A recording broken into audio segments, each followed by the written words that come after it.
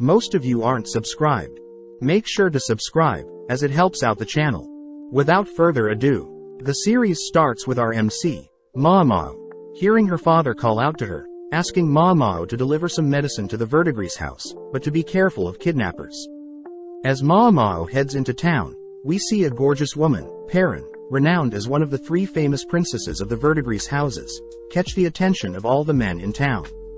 Having dropped off the medicine at the Verdigris house, Mao begins writing up some notes on her most recent experiment, but is interrupted by Perrin, worried that Mao's experiments are harming her.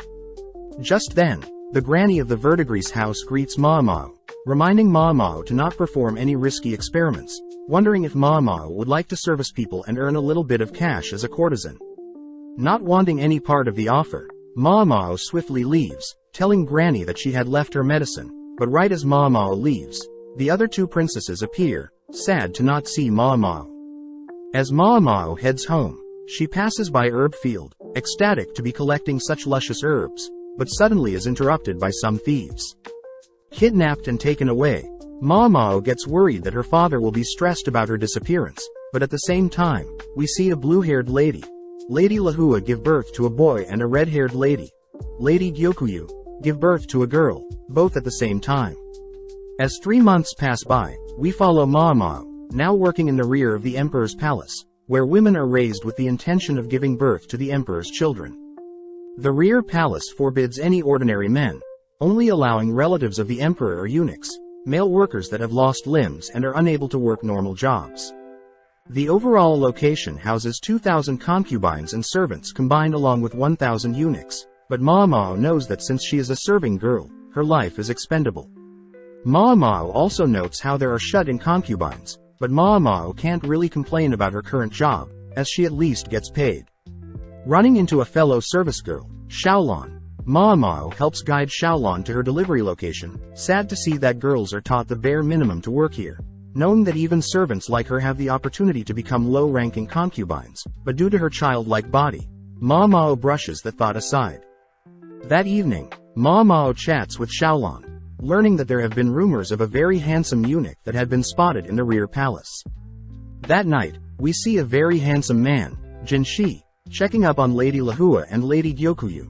Sad to see that Lady Lahua is losing weight and growing ill, but is also terrified that both ladies' children are mysteriously falling ill.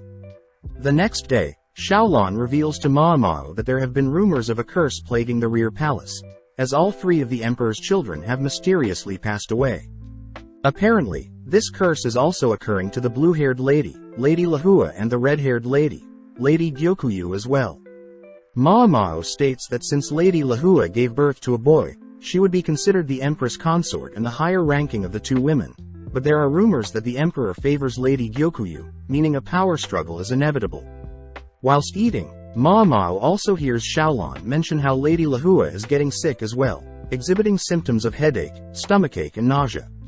Having worked as an apothecary back in her village, Mao begins deducing possible causes that may have led to the symptoms, suspecting that someone must have poisoned Lady Lahua, but rules that thought out after some more thinking. Wondering if the cause is something passed down hereditarily, Mao wonders why she cares so much about rumors, but cheekily remarks that she should at least go and see if the rumors are true. Upon entering a more high-ranking area of the palace, Mao spots a crowd forming around the malnourished Lahua, who is accusing Gyokuyu of cursing her child.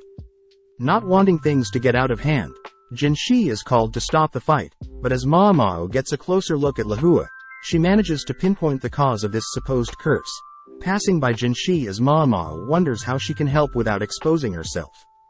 Choosing to tie a note onto a mysterious flower, Mao's message is ultimately ignored, leading to Lady Liwa's boy sadly passing away. Cutting to Gyokuyu, she is seen having a private meeting with Jinshi, revealing that she had received a mysterious message a while ago, telling everyone that the rhododendron flower that the message was tied to had a white part that was poisonous.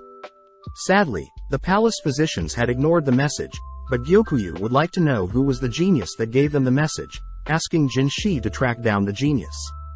Having suspicions of who this person could be, we cut to Xiaolon and Mao on their break, gossiping about any new updates regarding the emperor, but suddenly one of the eunuchs asks for the girls to head to a part of the palace. Upon entering the assigned room, Jinshi appears, greeting the girls and introducing himself as the manager of the rear palace. Without saying another word, Jinshi writes a message on a piece of paper, asking only girls with freckles to remain in the room. Afterwards, Jinshi asks everyone to leave, shocking Mao, as she realizes she was the only one that can read, meaning Jinshi has found his target. Asking Mao to come quietly, Jinshi and Mao begin heading through the palace, with Jinshi revealing that he had looked into Mao, and records said Mao couldn't read, but wanting to not stand out, Mao feigns ignorance. As they enter a different part of the palace, Mao prays that she doesn't get punished for anything, but upon entering Gyokuyu's room, Mao shows relief, seeing Gyokuyu's daughter, Xiaoling, is alive and healthy.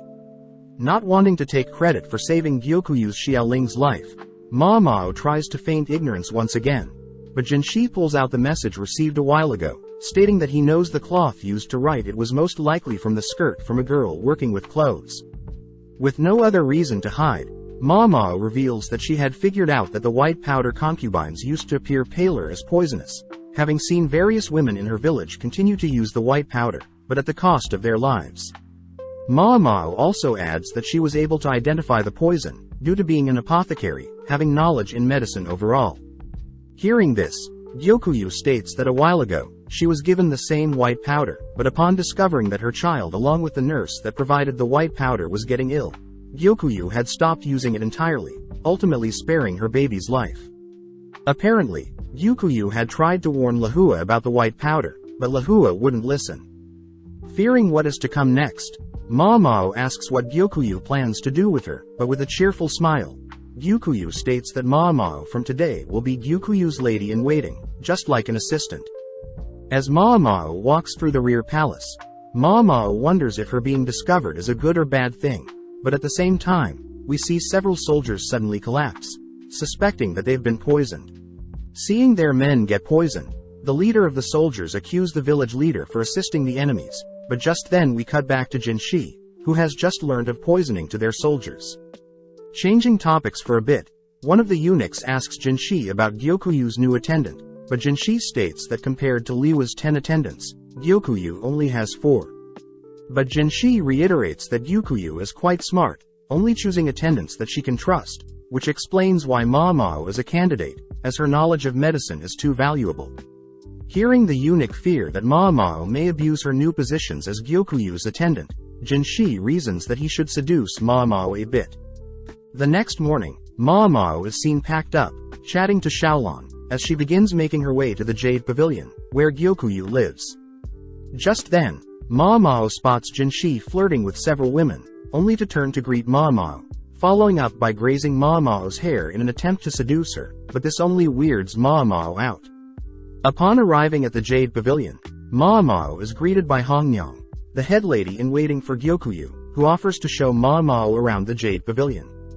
First visiting Gyokuyu, who warmly welcomes Mao to her new home, remarking that her child Xiaoling also is happy to see her. Next, Hongyang shows Mao the guest waiting room, the kitchen and living room where all the ladies in waiting are cleaning.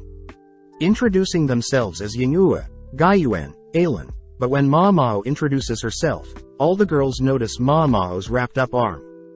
Hongyang states that there are no service girls in the Jade Pavilion, meaning that the 5 of them will have to do all of the work around here, but when Mao offers to help them clean up, the ladies stop Mao asking that she rest up for now, alluding to a special job that Mao will have to do later on.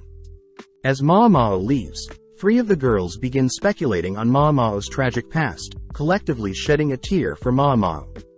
Showing Mao to her room, Hongyang instructs Mao to rest until she is summoned. Amazed at the spacious room, Mao is amazed at the promotion, knowing that only elites are normally hired to attend to such royals. That evening, it's revealed that Mao's special role is poison tasting, but Mao can't help but get excited at tasting such luxurious food. Jinshi reveals it is a serious role as when Gyokuyu was pregnant, people had tried to poison her twice, with the food tester being paralyzed after tasting the poisoned food. Starting with the first dish, Mao checks for any distinct marks or scents, only to finally taste the food, noting no numbness and concluding that the first dish is fine. As Mao makes her way through other dishes, Mao thinks about how she would run various experiments using poison when she lived with her father, meaning that she has grown immune to most poisons. That night, Mao advises Gyukuyu to switch the ceramic dishes for silver, as silver will react with most poisons. Amazed, Gyukuyu reveals that they had purposely used ceramic dishes to test Mao's logic, wondering why Mao doesn't reveal that she can read, write and has knowledge in medicine and poisons. Mao states that her kidnappers take most of the money she makes, intriguing Gyukuyu as she knows Mao doesn't want to give the kidnappers any more money. Turning to Mao, Gyukuyu hands Mao a large teapot, dropping it before Mao can grab a hold of it, only to wink at Mao as Gyukuyu states that she'll have to deduct damages out of her normal pay, but since she helped with poison testing earlier, Gyukuyu hands Mao a payment equal to her regular salary, that can't be touched by the kidnappers, impressing Mao as it's a loophole that Gyukuyu is using to help her. The next day, Mao is told to once again rest, only called to test meals that may be poison, but easily gets bored. Just then, Mao is called by Gyukuyu and Jinshi, who once again tries to seduce Mao, but no luck. Showing Mao a case of Baozi buns, Jinshi asks for Mao to check the authenticity of the food, but upon smelling the buns, Mao detects an aphrodisiac in the food. Amazed, Jinshi admits that he knew of the aphrodisiac in the food, which weirds Mao out, believing that Jinshi wanted her to eat it, making Gyukuyu laugh. Getting serious, Jinshi reveals that a group of soldiers had reported being poisoned not so long ago, exhibiting signs of nausea, difficulty breathing and other ailments. Due to suspicions, the soldiers had planned to punish the head of the village, but luckily one of the officers convinced otherwise, putting the punishment on hold.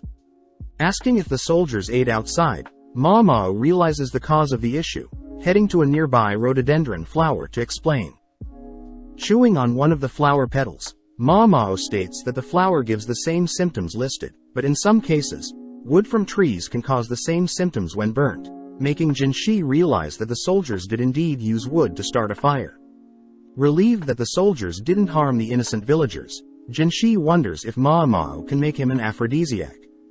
Hearing this, Mao gets excited, knowing that she'll finally get to experiment with making various drugs, replying that she can try given the proper equipment. That night as Jinshi returns to his office, a random concubine attempts to seduce Jinshi, but Jinshi blatantly rejects her offer. Chatting with an eunuch, Jinshi reveals that he has been stationed here by the emperor, to test the loyalty of his concubines, but it's sad to see that most concubines end up betraying the emperor's trust. As Jinshi thinks about Mao, he admits that Mao is the only girl that is not attracted to him, making Jinshi curious as to what may convince her otherwise. The next morning, Mao visits the quack doctor, running into Gaoshin, Jinshi's assistant. As the quack doctor judges Mao for being a mere servant, Gaoshin guides Mao to a storage room, overwhelming Mao as she gets to experiment with all sorts of materials. As Mao is gleefully dancing, Jinshi interrupts, forcing Mao to get to work. As Mao begins writing up some things, she's amazed at how much paper she gets to use, pleased that Gaoshin is a quick learner compared to Jinshi who's standing idly by.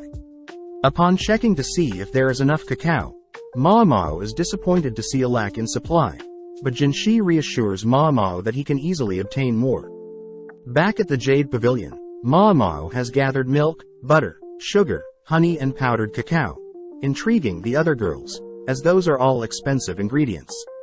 As Hongyang orders the other girls to stop slacking, we see Mao finally begin to craft the aphrodisiac, stating that she had tasted cacao only once in the past, in the form of chocolate, which is considered an aphrodisiac.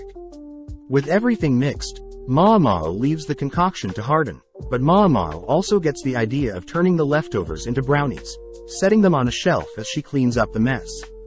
As Mao passes through the courtyard, she suddenly spots various herbs growing on the field, distracted by the various herbs, only to rush back to the kitchen where she sees everyone waiting for her. Apparently, the three girls had snacked on the brownies, and are now too exhausted to work. Presenting her chocolate and brownies to Gyukuyu and Jinshi, Mao warns that the aphrodisiacs are quite potent, and that they are 3 times as effective as most stimulants. As Gyukuyu leaves, she remarks that Mao is not knowledgeable with medicine but also can make drugs. With Jinshi and Ma Mao alone, Jinshi kisses Ma Mao on the back of her neck, only to leave.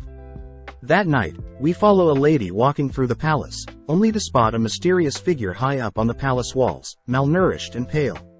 Cutting back to earlier, we see Jinshi talking with Lady Fuyu, but their conversation ends with Fuyu storming out. That night, a lady is seen dressed in all white, approaching another lady, terrifying the innocent bystander. The next morning, we follow Gyukuyu's 3 attendants chatting about their lives before serving Gyokuyu, even discussing how trade between Western and Central capitals is due to Gyukuyu influencing the emperor. The ladies also mention how stressful it was when Gyukuyu was pregnant, as many people were against a princess from a foreign land, giving birth to a child of the emperor. Following Ma Mao, we see Yinghua check up on her, impressed that Ma Mao even knows how to make cold medicine. Upon seeing Ma Mao's wrapped up arm, Yinghua checks to see if Ma Mao needs any help, reminding Ma Mao that she can vent to her if she needs. Changing topics, Yinghua asks if Ma Mao is aware of a spirit haunting the rear palace, intriguing Ma Mao as she asks Xiaolan about the rumor. Xiaolan states that the ghost lady was sighted a few weeks back, only appearing at night near the Easter castle walls.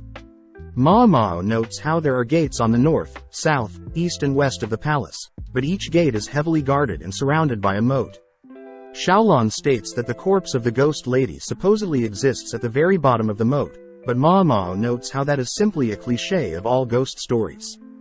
Visiting the quack doctor, Ma Mao is amazed that the doctor is now treating her like a normal human being, ever since discovering that she is knowledgeable in medicine as well.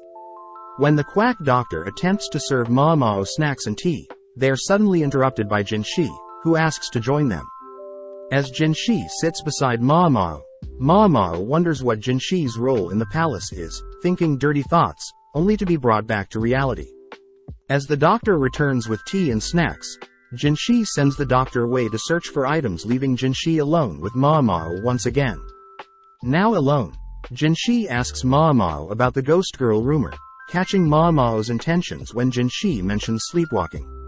Moving in close, Jinshi asks if Ma Mao can cure sleepwalking, but when Ma Mao states that she doesn't know how, Jinshi annoys Ma Mao until she agrees to give the problem a go. That night, Gaoshan guides Ma Mao to the eastern palace walls, but on the way asks if Ma Mao can stop glaring at Jinshi as if he were an insect. Shocked to see that Gaoshan knows of her disgust for Jinshi, but Gaoshan reveals that Jinshi tends to fantasize about Ma Mao when he's in his office. As they make it to the eastern wall, Ma Mao is captivated by Lady Fuyu, who is dressed in all white, marvelously dancing in front of the moon. The next morning, Ma Mao speaks with the quack doctor, learning that Fuyu was supposed to serve the emperor, but when she had failed to perform in front of the emperor, she chose to shut herself away from the world, ultimately scheduled to be a reward for a military officer. Knowing that she needs more information to cure Fuyu's supposed sleepwalking, Ma Mao asks for directions to Fuyu's room, but before Ma Mao leaves, she learns that Fuyu is from a poor country, which the quack doctor believes that Fuyu doesn't want to go back to. As Ma Mao and Gaoshan spy on Fuyu, Ma Mao is surprised to see Fuyu so timid, reminding her of the Fuyu cotton rose, a flower that remains white during the day, but turns deep pink during night. Returning to Xiaolan to ask for any more details, Ma Mao learns that the ghost lady had originally been spotted on the north side of the palace, but has since moved to the east. Believing that she has found the solution, she wonders if she should operate on solely speculations, but still chooses to present her findings to Gyukuyu and Jinshi. Ma Mao starts by recounting a tale of a concubine that lived in the town near her village, being a cheerful and skilled poet at first, but upon learning that she would be bought, had purposely acted demonic to avoid being bought. Additionally, Ma Mao adds that the person attempting to purchase the lady was a wealthy merchant that had a wife and kid. Hearing this, Gyukuyu wonders if Fuyu was the same, but Jinshi smirks, asking if Ma Mao is telling them everything she knows. With nothing else to add, Ma Mao states that since that day, Fuyu had been forbidden to leave her room, but Ma Mao hopes that everything works out.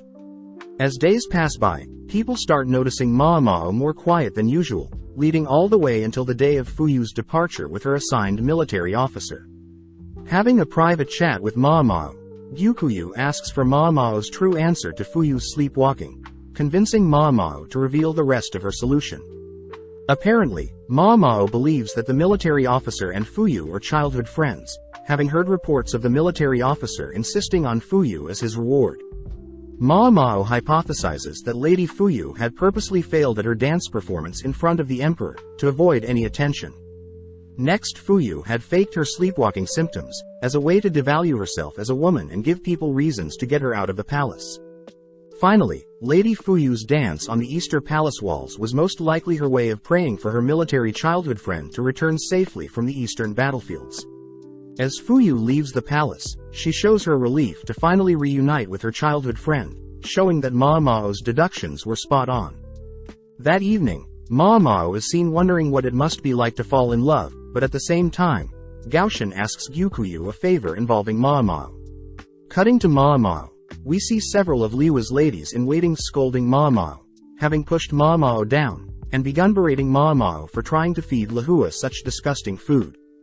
Flashing back, we see that the emperor is visiting Gyukuyu, having Ma Mao taste the food for poison. But before Ma Mao can leave, after confirming that the food is not poisoned, she's surprised to see the emperor personally ask for a favor. Apparently, the emperor had asked for Ma Mao to solve and cure the Lihua, as Lihua is acting strange, and since it's a request directly from the emperor, Ma Mao has no reason to refuse. Cutting back to the present, Ma Mao begins cleaning up the spilled food she had made for Lihua, only to be kicked out by Liwa's lady-in-waiting. Having lunch with Xiaolon, Ma Mao tells Xiaolon about Liwa's sick state, reasoning that the white powder must still be running through her body, but luckily the white powder along with the flour that it has come from has been banned from the rear palace. Xiaolon is amazed that Ma Mao was personally asked by the emperor to cure his concubine, but Ma Mao notes how strange it is that the emperor is asking her instead of the quack doctor, finishing up her meal, only to head to the kitchen. Knowing that she needs to expel the existing poison from Liwa's body, Ma Mao decides to create a better-looking porridge, but gets refused and kicked out by Liwa's lady-in-waiting. Trying once again, Ma Mao has no luck, but catches a glimpse of Liwa's normal prestigious meal, noting how the food may be delicious, but it's way too heavy for a sick person to be eating. As Ma Mao is kicked out, we see Jinshi off to the side observing her, watching as Ma Mao continues to try and serve Lihua, but her ladies-in-waiting continue to refuse Ma Mao's help. One day as Ma Mao tries to bring food to Lihua, Jinshi appears, asking if Ma Mao needs any help, but seeing Ma Mao defeated, Jinshi charms Liwa's lady-in-waiting, allowing Ma Mao to finally serve Lihua a porridge. Slowly feeding Lihua the porridge, Ma Mao is happy to see that Lihua can still digest food on her own, but as Ma Mao wipes a stain from Liwa's face, she realizes that Lihua is covered in a white powder, similar to the poisonous one that had been banned. Getting serious, Ma Mao walks to the leader of the ladies-in-waiting, demanding to know who was in charge of applying the white powder to Lihua. When one of the leaders steps up, remarking that she was the one, Ma Mao slaps the lady to the ground, dragging her towards the draw, where she finds the poisonous powder. Dumping the powder on the lady, Ma Mao reiterates that the powder is poison, and that the lady's cocky know-it-all attitude is causing Lihua to slowly die. As Ma Mao orders Liwa's ladies-in-waiting to clean up the white powder, Jinshi can't help but admire Ma Mao's serious sudden tone, which Ma Mao quickly corrects. Getting to work, Ma Mao diluted her porridge, as Lihua is in worse condition than she thought. Next, Ma Mao opened up windows, to allow ventilation, as the incense set up by the Liwa's ladies were simply making it hard for Lihua to breathe. Ma Mao also orders Liwa's ladies to help wipe down and clean Lihua, only for Ma Mao to hydrate Lihua with tea to help flush out any toxins within Liwa's body. With Ma Mao spending more time taking care of Lihua, Lihua started to recover, allowing Ma Mao to begin adding fruits to the meal. As Ma Mao continues to take care of Lihua, it's revealed that the leader of the ladies in the meeting was punished and confined, having hid the poisonous powder from everyone. Checking up on Ma Mao, Janishi unveils a little treat for Ma Mao, who pleasantly accepts the gift, munching on the meal, but knows that the gift was from Gaoshan. Jinshi asks Ma Mao if they can help with Liwa's recovery, prompting Ma Mao to ask Jinshi to begin constructing a steam bath, stating that sweating will help Lihua as well. Returning to Liwa's side, Ma Mao suddenly hears Lihua speaking, leaning in close to hear Lihua ask why Ma Mao is helping her, stating that she doesn't want to live. Mao reveals that she knows Lahua doesn't want to die, prompting Lahua to agree, as she thinks about the memories she had with her baby. With days passing by, we see Mao help fuel the steam bath, where Lahua is instructed to sit in. Afterwards, Lahua is taken to her room cleaned off and fed, only for Liwa's ladies to help Mao clean off and dry Liwa's dirty sheets. That evening, the leader of Liwa's ladies had returned from confinement, declaring that she'll be taking over Liwa's recovery and promising to never mess up again. Hesitant to speak to Lahua, the leader of the ladies is relieved, seeing how much Lahua has recovered. With 2 months passing, Mao is happy to report that Lahua is recovering well, even able to wander the palace gardens all by herself. Seeing Lahua admire the garden's flowers, Mao admits that she thought Lahua would be arrogant and rude after the loss of her child, but it seems as if Lahua has accepted the loss, making Mao realize how pleasant of a lady Lahua truly is. As Mao rests for the day, we see Lahua sit by her side, silently thanking Mao for her help. With Mao's final day attending to Lahua, Mao reports that she has told Liwa's ladies in waiting how to proceed with Liwa's diet, pleasing Lahua. Before Mao leaves, Lahua asks Mao if she's capable of having another child, believing that the emperor no longer loves her, but Mao reveals that she was personally sent here by the emperor to make sure Lahua lives. Seeing Lahua still worried she'll lose the emperor to Gyokuyu, Mao reminds Lahua that she has assets that exceed Gyokuyu, whispering a technique that Lahua can perform that may impress the emperor in bed. As Mao leaves, she reveals that she had learned the technique from the ladies from her village when she was younger.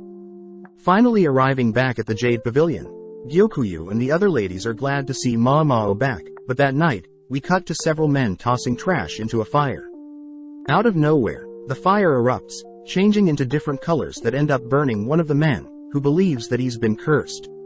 Sitting down and observing his wounds, the man begins to break down, terrified of the curse, but just then we cut to Jinshi on his morning training. Able to out-trade Basin, Jinshi commends his fellow eunuch, as Basin has greatly improved his swordplay. Getting cleaned off, Jinshi asks Gaoshan about Mao, happy to hear that Mao is recovering well, ever since returning to the Jade Pavilion. Cutting to Mao, we see her digging through a garden, ecstatic to finally find some rare mushrooms, wondering where she should hide them. Just then, Mao remembers that she has something to do, heading over to deliver Xiaolon some spare meals that Mao was gifted. Sparking up a conversation, Xiaolon asks if Mao had heard of a palace servant seducing a military officer, revealing that the servant had used an aphrodisiac, reminding Mao of the chocolates she had created. Heading over to the quack doctor, Mao reveals the matsutake mushrooms she's dug up, exciting the quack doctor. As they both start grilling the mushrooms, they both secretly enjoy the delectable taste of the mushrooms, but just then, a man barges into the room asking if the quack doctor can cure his curse. Inspecting the man's burnt hands, Mao offers to make an ointment for the burns, all whilst the man recounts what happened. The man says that 2 nights ago, he was burning trash by the east side of the palace as he normally would, only to stumble onto a discarded women's dress that had both sleeves burnt off and several wooden tablets. Knowing that he shouldn't waste time, the man simply tossed the dress and tablets into the fire, but out of nowhere, the fire began changing colors, and next thing he knew his hands were burnt. Seeing the man in utter shock, Mao takes out a stick, lighting it on fire, only to sprinkle chemicals to make the flame change color. When the man confirms that the color of the flames were the exact same, Mao states that chemicals are similar to what they use for fireworks, and as for the marks on the man's hand, Mao reasons it's probably due to the man growing a rash from the wood. As Mao hands the man an ointment, the man expresses his gratitude, but just then Jinshi appears, prompting the quack doctor to leave and prepare tea for Jinshi. Seeing such a happy smile on Jinshi's face, Mao gets annoyed, asking what Jinshi wants, but Jinshi gets serious asking Mao to come with him. Setting up chemicals in front of Mao, Jinshi asks Mao how many colors he can make with the chemicals and how to apply them. Mao states she's not too sure, but she knows some chemicals can be dissolved in oil and some in water. Before Mao can leave, Jinshi asks for the chemicals to be teapot steamed, shocking Mao, as Jinshi had found out she was hiding something. As Mao leaves, Jinshi orders Gaoshan to find everyone that had suffered rashes from holding wooden tablets, but Ma Mao knows that the wooden tablets were most likely used to decode a secret message. Heading back to the Jade Pavilion, Ma Mao wonders why everyone is in a rush, forced to try on a dress, only to learn that twice a year a garden party is held for the emperor and the high officials. On top of the emperor, his 4 upper-ranking concubines, the prestigious consort, Gyokyu, the wise consort, Lahua, the virtuous consort, Li Shu, and the pure consort Ah Duo. Hongyang states that last time, Lahua and Gyokyu couldn't attend due to giving birth, but this time, Gyokyu will be showing off her child, Princess Lingli, for the first time. Knowing that she can't skip out on attending, knowing that she'll have to help taste Gyokuyu's food, Ma Mao asks for Hongnang's help getting ready for the party. Hongnyan states that they'll have to pad up Ma Mao a bit, remove her freckles and apply makeup. With Ma Mao dreading having to smile at the high-ranking officials and stand in the cold wind, Ma Mao gets an idea, rushing to prepare things. That night, Hongnyan checks up on Ma Mao, seeing that Ma Mao has cooked up some orange and ginger snacks to help warm up the guests. When Ma Mao shows off an additional layer she sewed onto her dress to keep hand warmers, Hongnyan begs Ma Mao to do the same for the other girls. Ma Mao immediately gets to work. As word spread of Ma Mao's pocket warmer trick and orange snack, Jinshi and Gaoshan ended up visiting, along with the emperor's seamstress and cook, asking to learn Ma Mao's techniques. With several days going by, Ma Mao rushes to prepare and learn everything needed for the garden party, managing to finish preparations the day before, but at the same time, Gaoshan reports that he hasn't been able to track down any other victims that have been received burnt marks like the cursed man. With the big day arriving, Ma Mao and the ladies all gather around Gyokyu, stunned at Gyokuyu's crimson beauty. As a token of appreciation, Gyokyu lends a piece of jewelry to each of her ladies in waiting, reminding Ma Mao that she is now part of her family.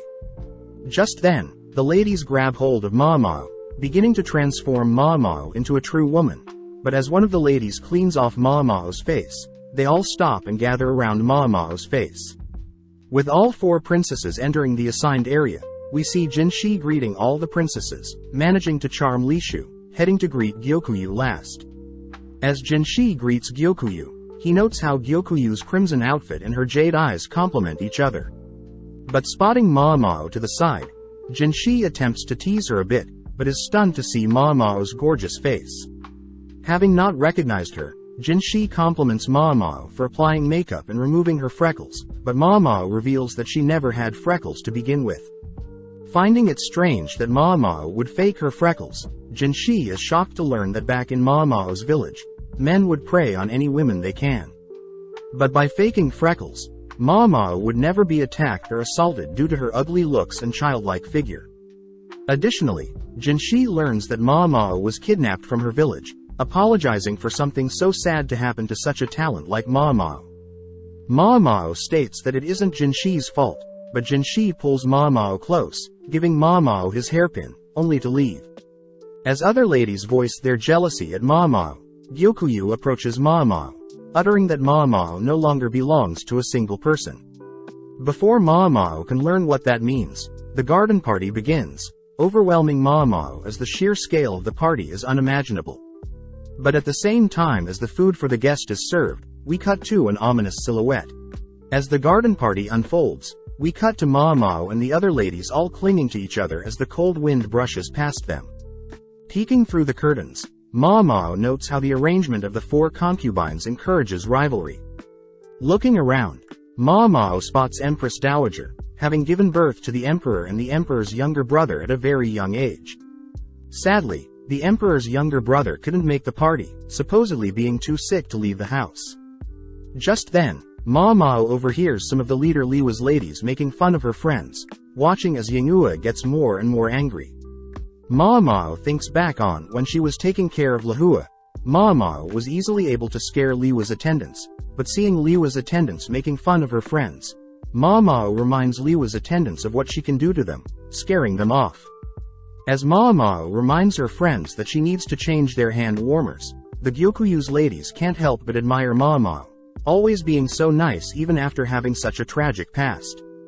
Just then, Ah Duo's attendants and Li Shu's attendants begin to bicker, which Mao learns that consort Li Shu is only 14 and Duo is already 35, being the oldest of the 4 consorts. Additionally, Li Shu used to be the daughter-in-law of Duo, as Duo used to be a concubine of the previous emperor, whilst Li Shu was a concubine of the current. But since the previous emperor passed away 5 years ago, Duo became a concubine of the current emperor. Amazed that Li Shu was only 9 to be a concubine, Mao realized she was mistaken, as Li Shu was in fact Duo's mother-in-law. As Hongnian passes Gyokuyu's child to Mao, they both notice Li Shu passing by, both bowing their heads, as Li Shu cockily walks past. Hongnian states that Li Shu is very young, as a virtuous consort like Li Shu would normally wear white, but instead Li Shu chose to wear a dark pink, a color similar to Gyokuyu's crimson red. As Hongnian leaves, Mao spots several girls freezing cold, offering the girls to hold some coals to warm them up, but this only weirds them out. As Mao returns to her friends, they start teasing Mao for sharing her hand warmer trick with other consorts' attendants, but Mao suddenly spots a man handing his hairpin to a girl. Seeing Mao intrigued, one of her friends mentions that fighting one hairpin is how men recruit ladies, but Mao's friend also alludes to a second meaning. As Mao leaves for some fresh air, a man, Lihaku, stops her, offering his hairpin. Seeing that Lihaku has got several other pins, Mao is happy to receive a hairpin, but just then Lahua appears, prompting Mao and the other attendants to greet her. As a gift, Lahua personally hands Mao a hairpin as well, shocking the other girls as they wonder if Gyokuyu will be okay with Mao garnering so much attention. With Mao now preparing to test the food for poison, Mao spots Gaoshan in the crowd, amazed that he is quite high-ranking. Also, Mao spots Lihaku is also quite high-ranking, but wonders where Jinshi is compared to the others. With the first soup dish served, Mao notes that there is no strange clouding appear, along with no peculiar smell from the soup. Upon drinking the soup, Mao chases the soup with some water, confirming nothing strange with the dish, but upon seeing another fellow food taster so stressed, Mao feels sorry for them, noting how she must be the only one that yearns for the taste of poison. Up next is a vinegar fish and vegetable dish, a favorite of the emperor's, but instead of blueback fish there is jellyfish. With nothing too outlandish, Mao pans over to see Li Shu sweating at the thought of eating fish, but forces herself to eat it as she is in public. But as she looks at Li Shu's food taster, Mao spots the food taster smirking whilst staring at Li Shu. At the same time, one of Lihaku's friends asks Lihaku to watch one of the food tasters, realizing that it is Mao from earlier. Slowly watching as Mao slowly slurps and enjoys the next dish, but as Mao finishes enjoying the dish, she declares that the dish she just tasted was poisoned, quickly walking off. As Jinshi begins slowly walking to the stage, he makes it just in time to see another person collapse from tasting the dish, but spots Mao running off somewhere. Checking up on Mao, Jinshi is shocked to see Mao so happy, grabbing and dragging her to the infirmary. Mao notes how she would have loved to swallow the poison, but states that the poison would have easily paralyzed her, but hearing this, Jinshi gets weirded out. Jinshi states that another official had tried the dish themselves, making Mao wonder what idiot would do so, offering to give Jinshi a bag of drugs that will help the people poisoned to throw up and get the poison out of their systems. Accepting the drugs, Jinshi continues to drag Mao along, but Mao notes how Jinshi has gotten a new hairpin, wondering why he wasn't at the party until now. Upon reaching the palace infirmary, Mao is instructed to vomit the rest of the food in her stomach, ultimately impressed by the palace's drugs. Moving on to a more serious topic, Jinshi wants to know if Mao suspects the person that may have wanted to poison Gyokuyu, but Mao asks for Jinshi to bring Li Shu. Being able to charm Li Shu into coming, Jinshi introduces Li Shu and her food taster to Mao. Spotting Li Shu scratching herself, Mao rushes to unveil her dress, spotting rashes scattered along Li Shu's arm. Mao confirms that Li Shu is indeed allergic to fish, commenting how she herself is allergic to buckwheat, and could never build up a tolerance to it. Asking if Li Shu is handling the fish okay, Mao states that the vinegar fish dish she tasted earlier had jellyfish, meaning that Lady Gyokuyu's dishes and Lady Li Shu's dishes were swapped. Upon confirming that Li Shu is allergic to mackerel, Ma Mao glares at Li Shu's food taster, speculating that although the food taster knew Li Shu was allergic to mackerel, she still allowed Li Shu to eat a dish with mackerel. Having written up several other foods that Li Shu should avoid, Ma Mao personally hands Li Shu's food taster the list, glaring and warning the food taster to not act out, or else she may disappear. With Jinshi asking Ma Mao what just happened, Ma Mao feigns ignorance, but before Ma Mao leaves, she states that there may have been other attempts at poisoning. Now alone, Gaoshan asks Jinshi if the poisoning is somehow related to the wooden tablets, alluding to a lady-in-waiting that visited earlier not having any burns on her hands. The next morning, Ma Mao is seen dreaming of her father, wondering if he's alright. Apparently after the party, the other attendants ordered Ma Mao to get plenty of rest, ultimately leading to Ma Mao sleeping until noon. Reporting to Gyokuyu, Ma Mao apologizes for sleeping in, but Gyokuyu states that Ma Mao could have taken the day off. Upon seeing Ma Mao's face, Gyokuyu wonders why Ma Mao has added freckles to her face, but Ma Mao states she's more comfortable with them on. Changing topics, Gyokuyu tells Ma Mao that Gaoshan has been wanting to speak with Ma Mao, assigned to pluck some weed in the meantime. Greeting Gaoshan, Ma Mao hears that Jinshi wanted to give Ma Mao the poisonous soup in the cup Gyokuyu was supposed to drink. Upon confirming that no one has touched the silver cup up until now, Ma Mao heads to retrieve some cotton, powder and a brush. Taking some cotton and dabbing it in the powder, Ma Mao begins patting the silver cup with the powder, brushing off the excess to reveal some fingerprints. Ma Mao reveals that the oils that excrete from the human body easily stain silver, hence why silver utensils are cleaned thoroughly. Suddenly realizing something about Li Shu and her food taster, Ma Mao quickly hides her realization, explaining to Gaoshan that 4 people in total touched the silver cup. Since they already know that someone must have poured, carried and tasted the soup, it leads Ma Mao to assume that the 4th person must be the one to have poisoned the soup. Hearing this, Gaoshan wonders why Li Shu's food taster is touching Gyokuyu's dish, but Ma Mao reveals that Li Shu's food taster had swapped Li Shu's and Gyokuyu's dishes to bully Li Shu. Shocked that a lady-in-waiting will bully a high-ranking concubine, Gaoshan listens to Ma Mao's reasoning, learning that Li Shu's lady-in-waitings must have personally recommended Li Shu to wear a similar color to Gyokuyu, only to purposely wear white themselves, making Li Shu seem childish and disrespectful towards Gyokuyu. Sadly, Ma Mao knows that concubines can only rely and trust their ladies-in-waiting, but for Li Shu, it seems that the people she can trust the most are nothing but bullies. The bright side was that, since Ma Mao tasted the poison meant for Li Shu, Ma Mao was able to save Li Shu's life. When Gaoshan wonders what would have caused the ladies-in-waiting to turn on Li Shu, Ma Mao suspects that the ladies are not only jealous that Li Shu was able to become a concubine to the previous emperor at such a young age, but they also believe the Li Shu is disgusting for choosing to leech off the existing emperor after the previous emperor passed away. Seeing as the mysterious 4th person's fingerprints are near the edge, Ma Mao suspects it to be another lady-in-waiting, but before Ma Mao leaves, Gaoshan asks why Ma Mao didn't reveal Li Shu's food taster's crime of swapping and bullying Li Shu. Surprised that Gaoshan found out, Ma Mao reveals that she knows how rough it is to be a food taster, so Ma Mao reasons that remaining Li Shu's food taster is enough of a punishment. Reporting to Jinshi on his findings, Jinshi praises Gaoshan for getting the truth out from Ma Mao, but complains that he hasn't gotten any time to rest, as he's trying to figure out the culprit. Choosing to rest at his desk, Gaoshan reminds Jinshi to act more professional, but ends up helping Jinshi to remove his hairpin, something only a special individual can wear.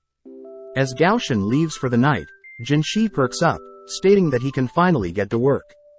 The next day, Ma Mao sits with Xiaolon, who is excited to hear that Ma Mao received several hairpins, mentioning that Ma Mao can finally leave the rear palace.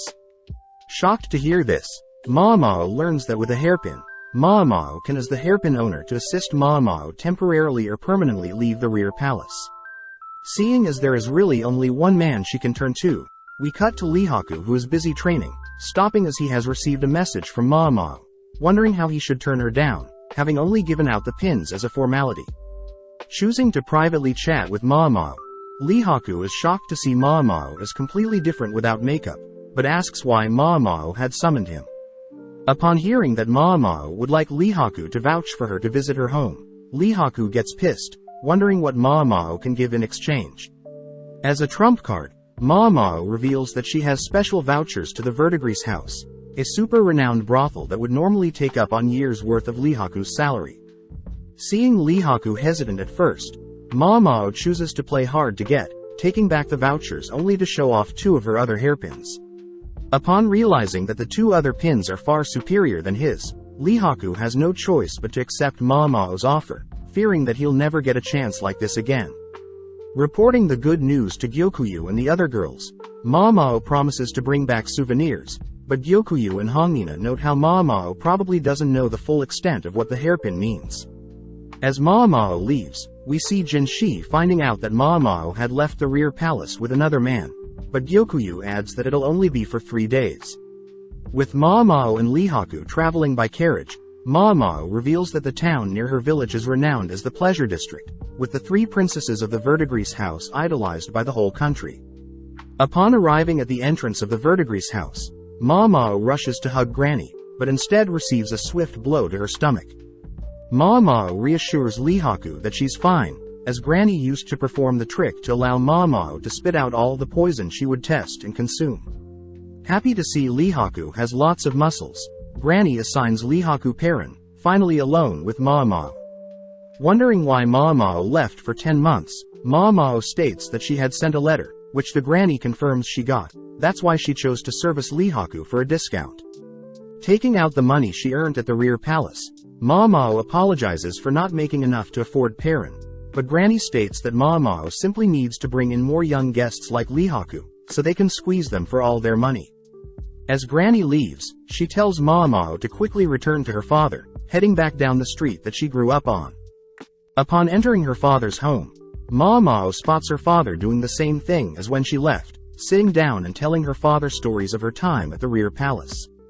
Telling her father that she'll need to return in 2 days' time, Maamao chooses to rest for the night, but as Maamao sleeps, her father reveals that he has connections with the rear palace. The next morning, Maamao wakes up, remembering that she is home, but notes how she is quite sweaty. Seeing that her father isn't home, Maamao reasons that her father is probably out in the herb field, wishing that her father would stop working at his age. Just then, a little girl begins banging on her home, prompting Maamao to approach her and ask what's the problem. Without saying anything, the little girl grabs Maamao, dragging her into the house, where she sees a crowd forming in front of a room. Upon entering the room, Maamao is stunned to see 2 people incapacitated, but snapping out of the daze, Maamao gets to work, assessing the situation. Seeing as the man isn't breathing and the woman is barely breathing, Maamao orders another helper to check if the lady has anything clogging the throats. With Maamao and the helper applying CPR to both people, Maamao orders the little girl to bring charcoal. With Maamao managing to resuscitate the 2, Maamao cleans out her mouth, sarcastically remarking that it's great to be home. As Maamao asks the house's ladies to not touch anything within the room, Maamao begins inspecting the room, noting how the 2 victims were a courtesan and a customer. Upon entering the room, Maamao picked up scents of alcohol and tobacco, also spotting 2 bottles, some broken glass, wheat stalks, a pipe and some tobacco. With the little girl arriving with the charcoal Maamao had asked for, Maamao asks for something to write on, giving the little girl a message, asking the little girl to go fetch her father's in the herb field. As the little girl leaves, she gives Maamao a dark stare, but as the little girl returns with Maamao's father, Maamao reports that she has crushed the charcoal and it should be ready to be mixed with herbs to treat the 2 victims. Following the courtesan, we see that she has gotten better, learning that the male customer is also now stable. With Maamao and her father alone, Maamao reveals that her father is quite smart, able to piece together things with simple clues. Asking Maamao to sit with him, Maamao's father tests Maamao, asking what she thought caused everything. Maamao states that she believes the tobacco leaves are quite poisonous, being commonly used for suicides, which her father confirms is true. Asking if Maamao had them drink water, Maamao states that she didn't, which her father commends, as the stomach acid can prevent poison from being absorbed, but when water is added, it makes it easier for the human stomach to absorb the poison. Next, Maamao's father pokes a hole in Maamao's deduction, asking what if the tobacco leaves were soaked in water beforehand, prompting Maamao to confirm that there are no leaves in the vomit, meaning that diluting the poison with water may have actually been better. As the owner of the house thanks Maamao and her father, Maamao sees that the wheat stalks are used to drink liquids without messing up one's lipstick. As a thanks, the owner pays Maamao and her father, but when Maamao's father attempts to decline the payment, Maamao reminds her father that he has to pay for rent. Maamao notes how the man and women must have attempted a double suicide, as it's not too uncommon for something to occur, as usually poor men and unhappy courtesan would agree to take their own lives. Maamao finds it weird that the man who wears such expensive clothes would choose to take his own life, but just then Maamao spots the little girl visiting the man, reasoning that she too should check up on the man as well. Upon entering the room, Maamao is horrified to see the little girl attempting to stab the man, swiftly disarming the girl. Hearing the little girl scream that the man deserves to die, Maamao headbutts the little girl, forcing her onto her knees. But just then, a lady arrives, asking to speak privately with Maamao. The lady reveals that the man poisoned was quite a problematic customer, always flirting and promising to purchase and give women a better life, only to lie and dump the girls. Having been stabbed and poisoned in the past, the man comes from a rich merchant, ultimately choosing to resolve issues with money. It's revealed that the man did the same thing to the little girl's older sister, but it turns out the older sister had fallen for the scummy man. The concubine that was poisoned is apparently friends with the little girl's sister, and had tried a double suicide with the man. Since they can't ban the man, as it would be bad for business, they have no choice but to leave him as is. As Maamao and her father head home, Maamao thinks about how scary the little girl is, having specifically ran to search for her father, which she probably knew wasn't home, instead of going to search for an actual doctor. Returning home, Maamao asks to check the money they were paid, confirming that the owner paid them to stay quiet about what happened. Still unable to figure out why a man that had been poisoned previously would be so easily poisoned, but before Maamao can conclude anything, her father reminds Maamao to only consider facts.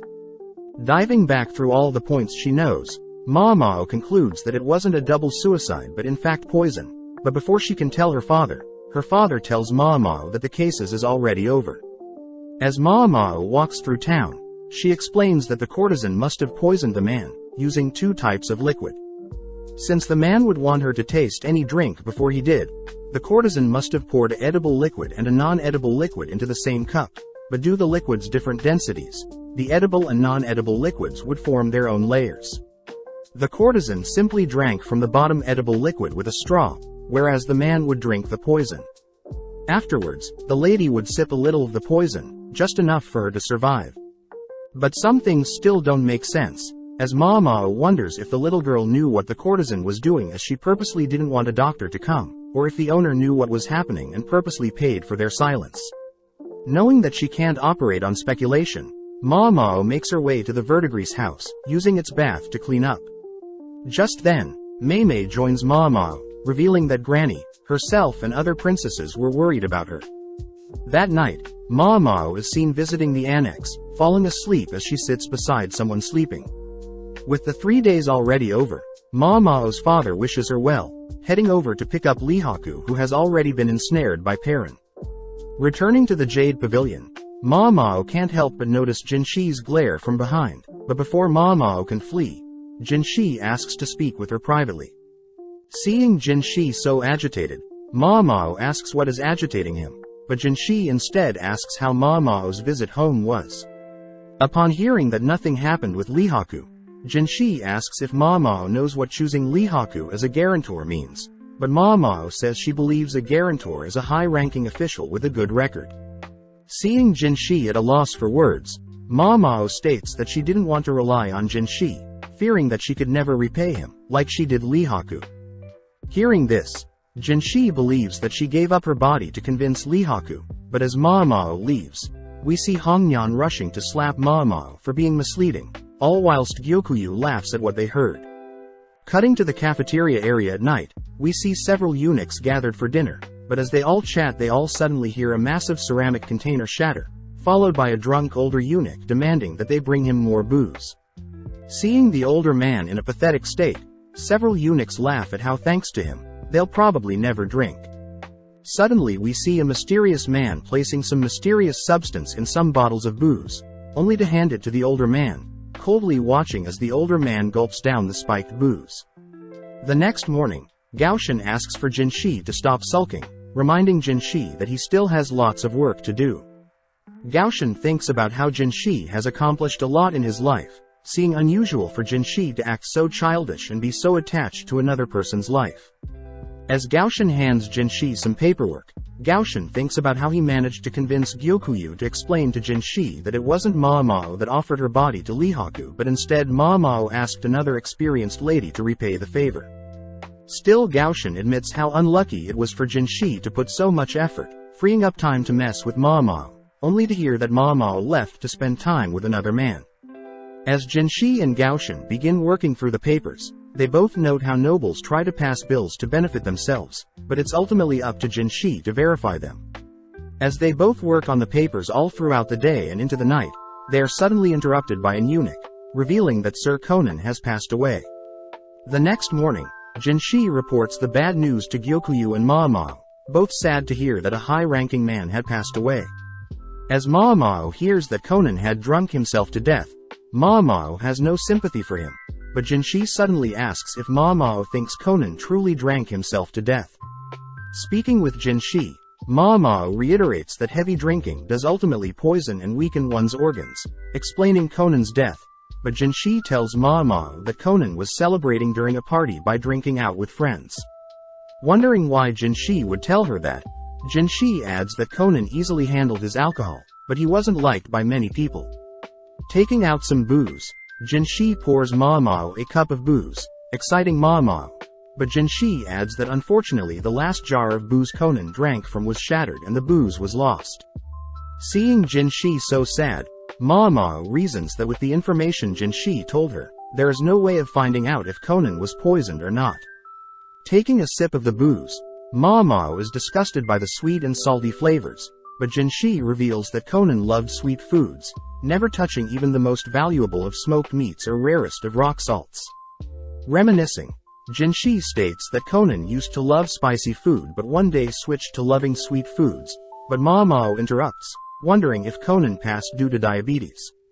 As Maamao takes another sip, she learns that there were rock salts, mooncakes and dried meat at the party, prompting Maamao to request to see the last drinking jar Conan touched before he passed.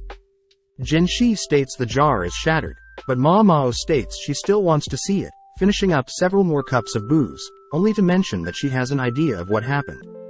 The next day, Maamao greets Jinshi, who has brought the shattered jar, along with Gaoshan handing Maamao a report on the incident.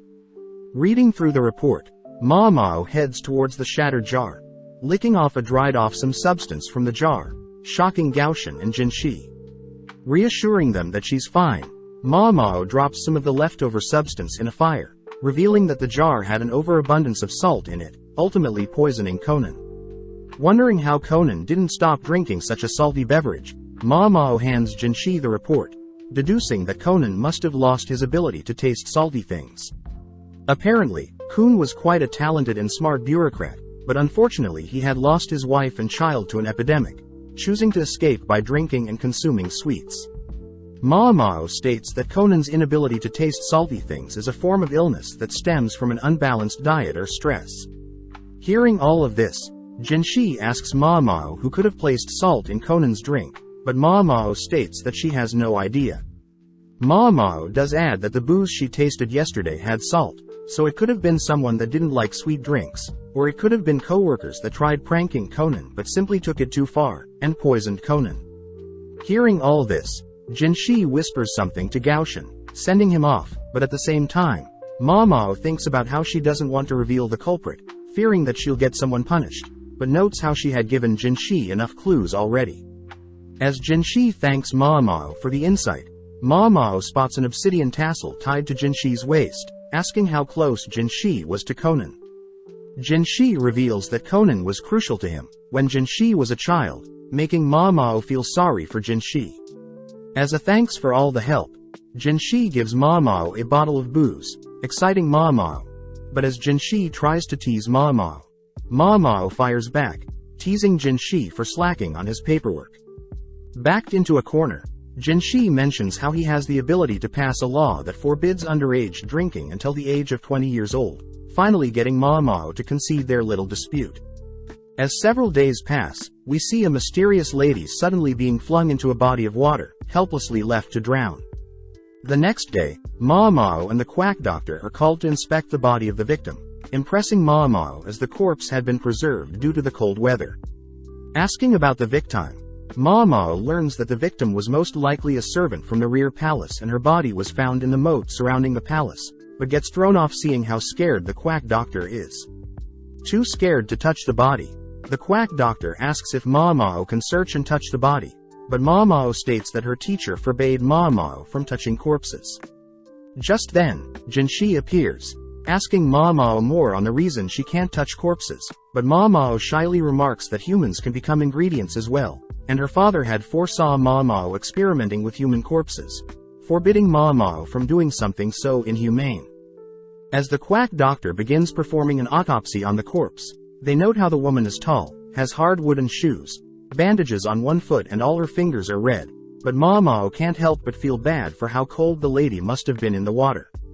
That evening, Jinshi tells Ma Mao that the lady was fine yesterday, suspecting that she must have climbed the palace walls and threw herself into the surrounding moat.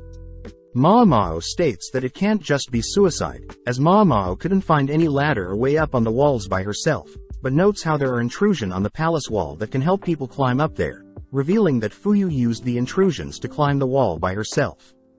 Since the victim's feet were bound to appear more small and beautiful, meaning that murder is not completely off the table either, as Ma Mao suspects the victim had tried to climb out of the moat whilst drowning, but failed, hence her red fingers.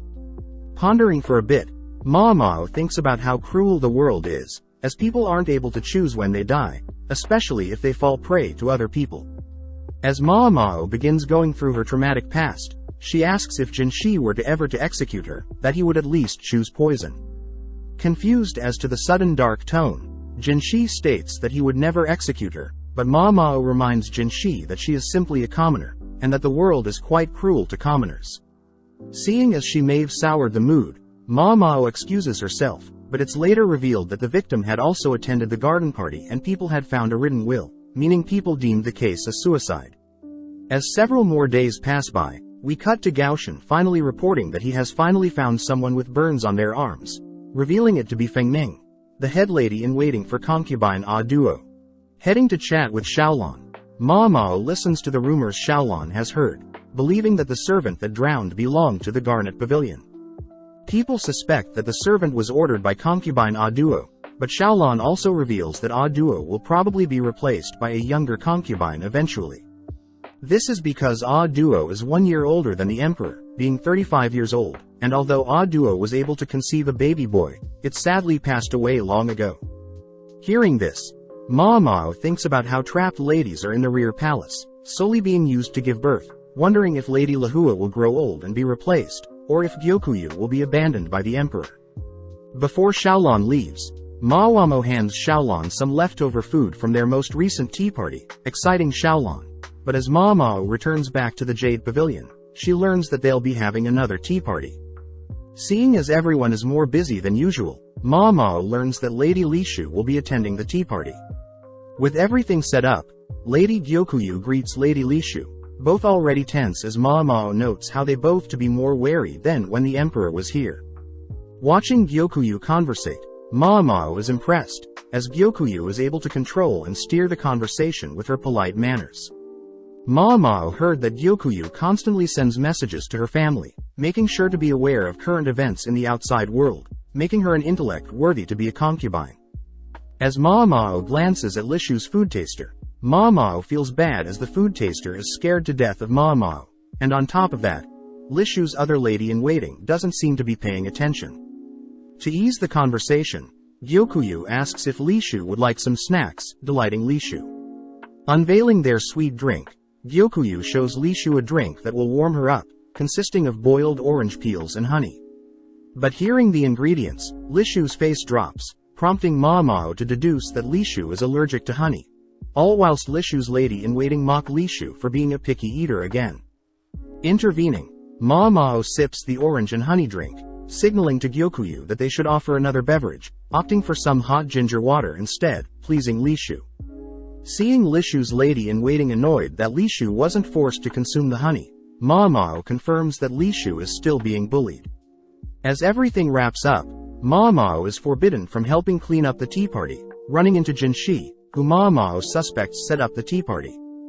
Before Ma Mao can leave, Jinshi asks if Ma Mao had heard about the rumors regarding the attempted poisoning being tied to the servant who drowned. Upon confirming that she has heard the rumors, Jinshi asks if Ma Mao truly believes the servant took her own life, but Ma Mao can't say for certain. Jinshi also asks why a mere servant would poison Li Shu, but Ma Mao reiterates that she doesn't know. With no other choice, Jinshi reveals that Ma Mao will be working under A Duo, stationed at the Garnet Pavilion for the next couple of days.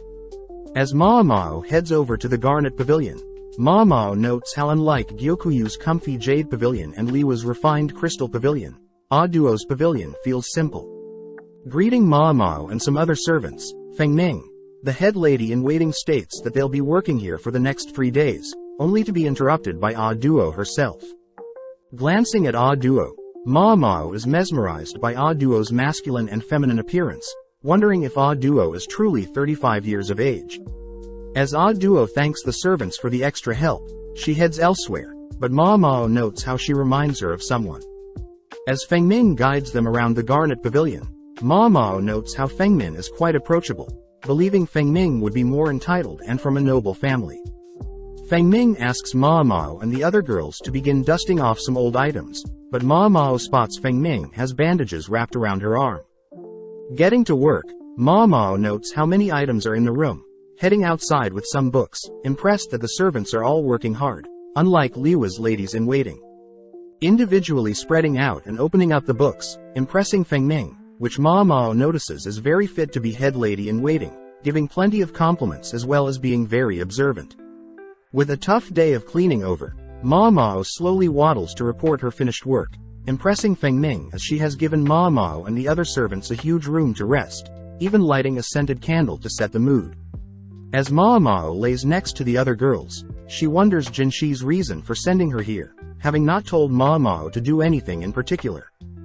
The next morning, Ma Mao watches on as all of A Duo's servants continue to work hard, even spotting Feng Ming set an example, joining in to ease the workload. Seeing this dedication, Ma Mao wonders if Feng Ming ever considered marriage or if Feng Ming chose to serve A Duo for life. Ma Mao reasons if Feng Ming was deeply loyal to A Duo, it could possibly explain Li Shu's poisoning, as Feng Ming feared A Duo would be replaced, choosing to free up a spot by taking out another fellow concubine. As Ma Mao is called to help elsewhere, she notes the abundance of honey, learning that Feng Ming's family owns a bee farm, explaining the sweet candle scent last night. Beginning to move the honey elsewhere, Ma Mao spots Lady Li Shu and her food taster, both acting frightened, wondering why they're here at the Garnet Pavilion and if it has anything to do with honey. With her 3 days up, Ma Mao reports back to Jinshi, annoyed that Jinshi is acting so nonchalant and asking vague questions. Getting serious, Jinshi asks who would be most qualified to contact the outside world, out of the ladies in the Garnet Pavilion.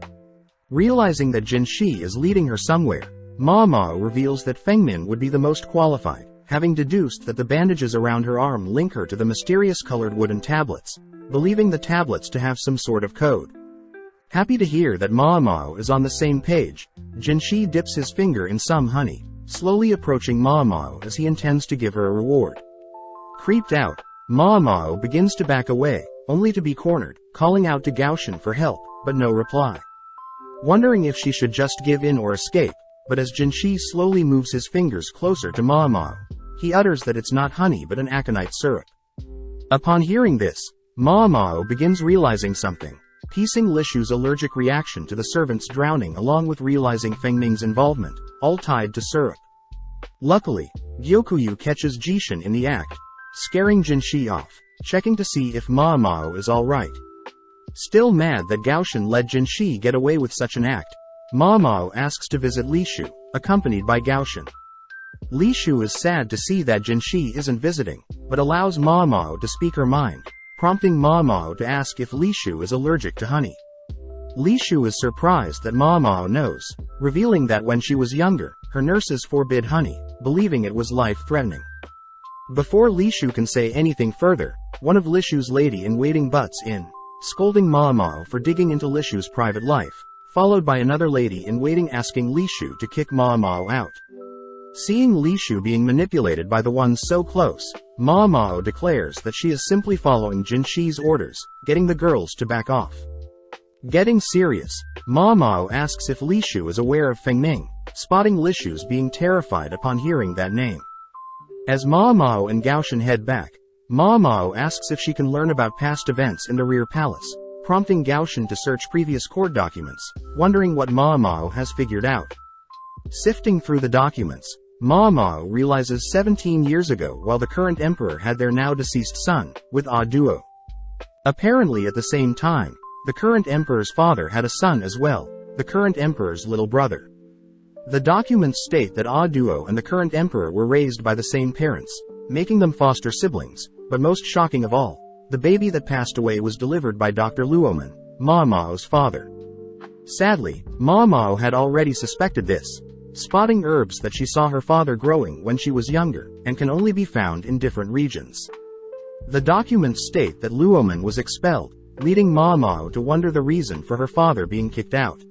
The next morning, Ma Mao heads to visit Feng Ming, telling Feng Ming that she has brought a gift for Ah Duo from Gyokuyu, but when Ma Mao shows what's inside the gift, Feng Ming gets serious, inviting Ma Mao in.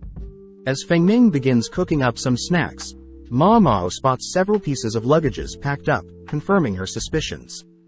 As Feng Ming serves Ma Mao her snacks, Feng Ming asks Ma Mao what she's looking for, but Ma Mao immediately asks when Feng Ming will be leaving.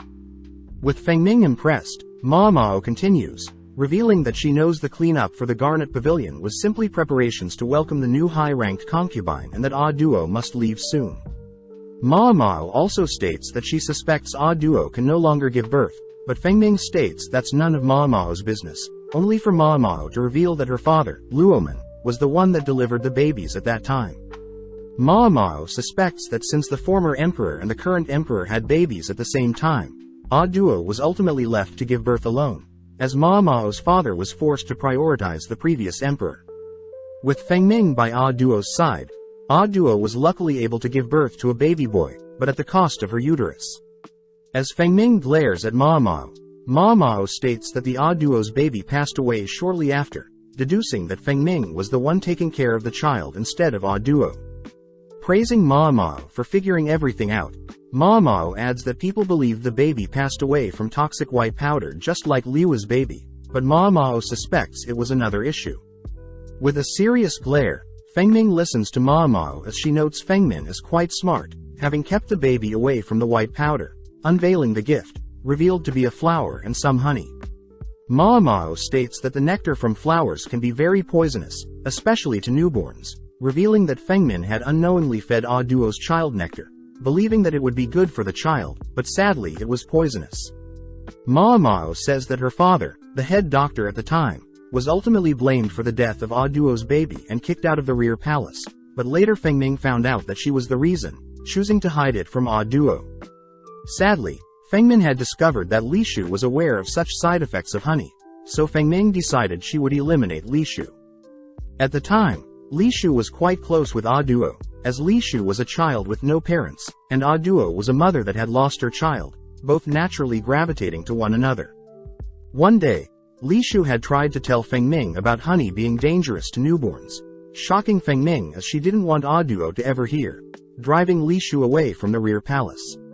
On top of that, when the previous emperor had passed away, Li Shu was no longer wanted in the rear palace, relieving Feng Ming. Unfortunately for Feng Ming, Li Shu was reinstated as the current emperor's concubine, meaning that Li Shu was once again capable of revealing the truth of Feng Ming poisoning Ah Duo's child with honey, prompting Feng Ming to poison Li Shu's soup during the garden party. With everything revealed, Feng Ming asks what Ma Mao wants, but as Ma Mao stares at the butcher knife behind Feng Ming, Ma Mao replies that she doesn't want anything. Sighing, Feng Ming reveals that she had always admired Ah Duo, being a person that could converse equally with the current emperor, compared to herself, who only followed her parents' orders to become a lady-in-waiting.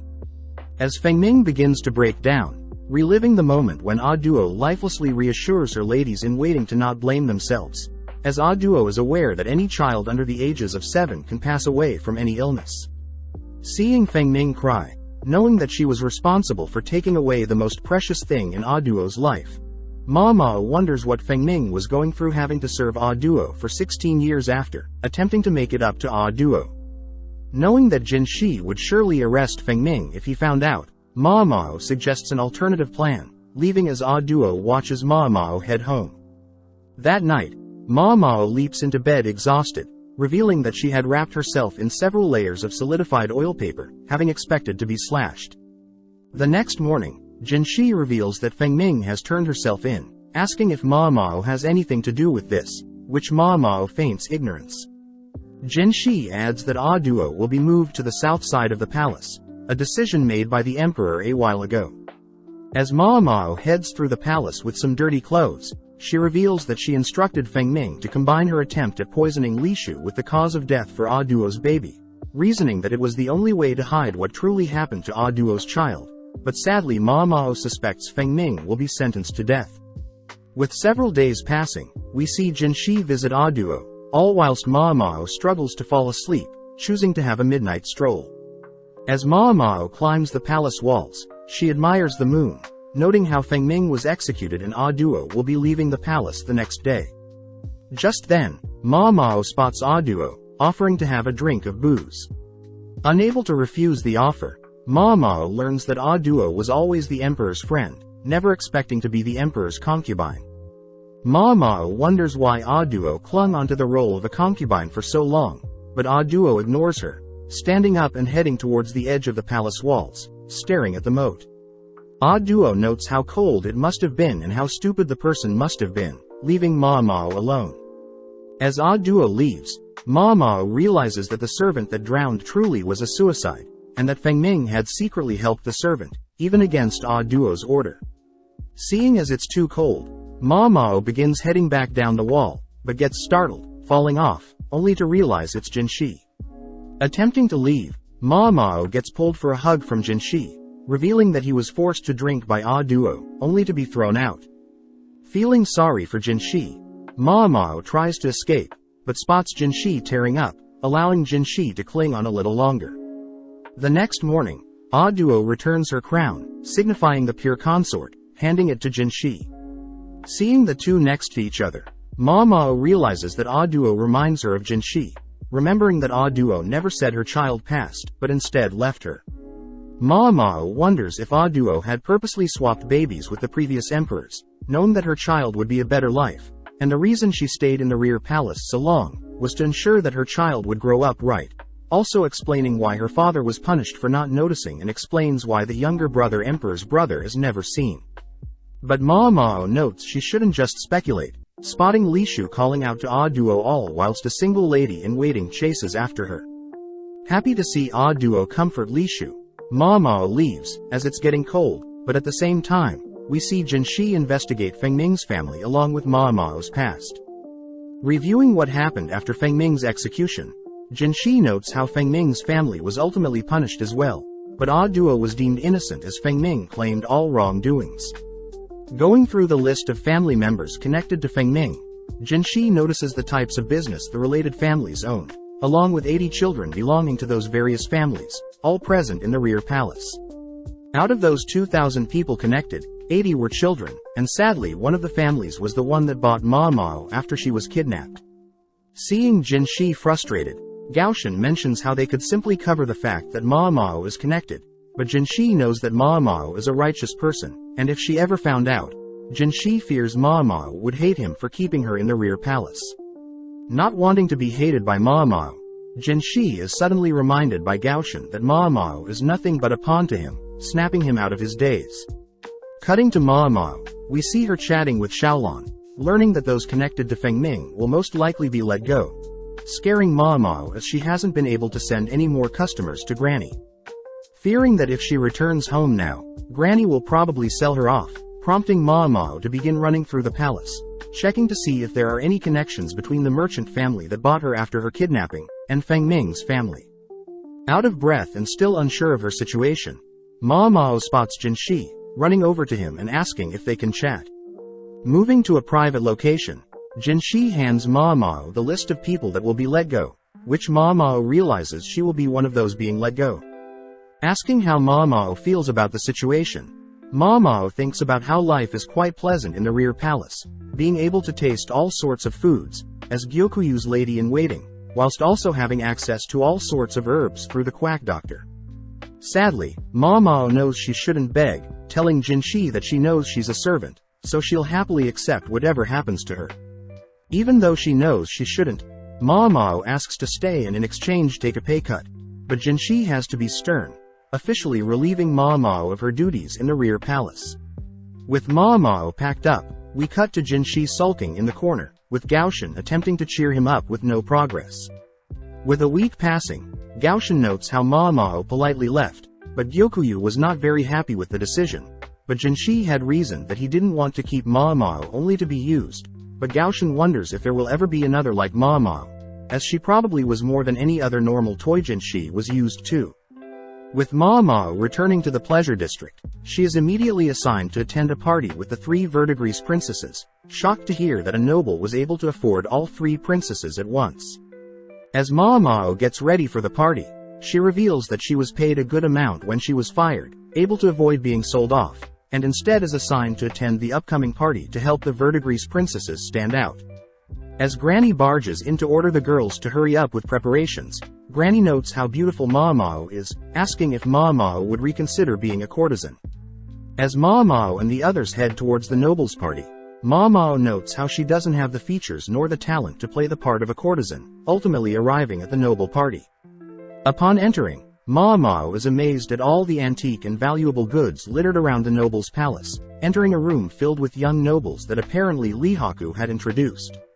With the verdigris princesses spotting their next prey, Mao and several other ladies head to work, entertaining, dancing, singing and serving the nobles. As Mao makes her rounds, she suddenly spots a depressed nobleman, checking to see if he's okay. Surprisingly, it's Jinshi, who is surprised to see Mao here, all dolled up and among other courtesans. Mao reveals that their part-time job is a courtesan, shocking Jinshi, but Mao reassures him that she's still pure. Seeing as this is the perfect chance, Mao asks if she can work at the rear palace again, but Jinshi notes how he thought Mao didn't like working there. Mao corrects Jinshi, having tried to convince him to let her stay, but Jinshi fired her regardless. As Mao begins listing the great memories she had in the rear palace, Jinshi laughs, apologizing for the miscommunication. Jinshi states that Mao isn't the best at communication sometimes, which Mao already knows, but this makes Jinshi reach towards Mao's face, prompting Mao to naturally pull away. Knowing that Jinshi is quite persistent, Mao allows Jinshi to touch with only fingers, watching as he smears Mao's lipstick onto his fingers, only to kiss his fingers, flustering Mao. As the other concubines notice Jinshi and Mao flirting, Mao realizes that Gaoshin is also present, ultimately forced to explain what happened to her 3 verdigris sisters. Returning to being an apothecary, Mao begins working at the verdigris house, recounting her life over the past year, being kidnapped, sold off, promoted and finally fired. Just then, Granny appears, asking if she can help out with a patient, only to head to wash off. Spotting Granny join her, Mao notes how the brothel and the rear palace are quite similar, promising to pay off her debt, but unsure what the future entails. That night, Mao struggles to fall asleep, telling her dad that she needs to get some fresh air, heading into the garden, only to reminisce about her time in the rear garden, all whilst it begins to snow. The next day, Jinshi arrives at the verdigris house, offering Granny a huge amount of gold, along with a strange insect, all in exchange for Mao. Flashing back, we see Jinshi sitting with the emperor, asking Jinshi to personally attend to his garden. Knowing how cunning the emperor is, Jinshi notes how he can barely outperform a regular person with intellect and martial arts, but he's grateful to be given looks more beautiful than any other. Being offered some wine by the emperor, Jinshi gulps down the cup of wine, accepting the emperor's offer to manage the rear palace. Cutting to the present, we see Mei gifting Mao all sorts of accessories, but Mao notes how she doesn't have to look all nice to go to work. Scolding Mao, Mei states that Mao should at least put in a little effort, as Mei believes that she has to show gratitude for such an opportunity. Mao thinks about how Mei can basically retire with no worries, but her popularity as a courtesan persists, as Mei is very intellectual, able to entertain customers through song, chess and go. Just then, Hiren and Joka arrive. Joka wishes Mao the best with her new job, but they also ask that Mao send them some wealthy customers as well. As Mao begins heading through the streets of town at night, she begins thinking about how she was lured in by the caterpillar fungus Jinshi had offered her, but Mao also feels bad for leaving her father again. Mao notes how her father did say he would allow her to do whatever she wants, but as Mao heads back home, she greets her father, who is shocked at all the items she got from the VIDZ princesses. Wondering how she'll bring her mortar, pestle and notebook, Mao's father notes how Mao isn't a doctor, and by carrying around those heavy-duty items, it'll seem like Mao is plotting something.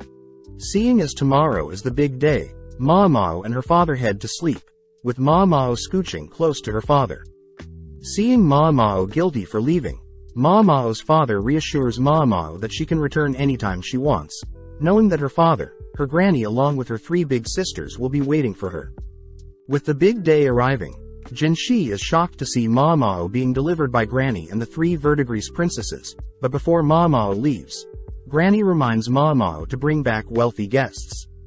With Mao entering a carriage with Jinshi, Mao blames Jinshi for drawing so much attention, but before Jinshi can say anything, he gets nervous, choosing to ride in silence. As they reach the rear palace gates, Jinshi spots Mao catching the eyes of fellow guards, asking Mao to put back on the freckles whilst she's working.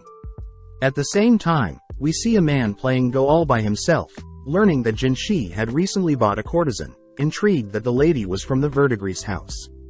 Upon reaching their destination, Jinshi is very protective of Mao, revealing that Mao will be working at Jinshi's house.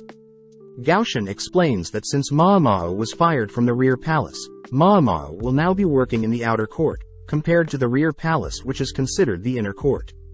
Upon entering the premises, an older lady helps take Jinshi's jacket, introducing herself as Surian, Jinshi's attendant, explaining that she has heard of Xiaomao, Mao's supposed alias. Showing Mao around, Surian states that there are 2 separate buildings and that one building has an office and the other is the personal residence. Surian mentions Jinshi as a young master, piquing Mao's interest, but as Mao is shown her room, she notes how luxurious her room is, especially for a servant like her. Speaking to Jinshi, Jinshi states that Mao won't be a servant, and instead would like Mao to take the court lady exam.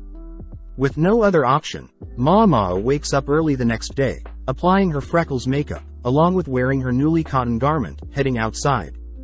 Upon spotting some smoke nearby, Mao heads to greet Surian, offering to help cook breakfast, but Surian reassures Mao she's almost done. Mao learns that there aren't any other attendants, as Surian is quite strict on the type of food Jinshi gets served, shocked to hear that the previous attendants hired ultimately didn't last. As Surian tells Mao horror stories of past attendants, Mao heads to help wake up Jinshi, amazed at the wasted potential of Jinshi's beauty. Just then, Jinshi offers Mao a different room, but Mao is curious why the sudden offer, spotting Gaoshan trying to tell her something.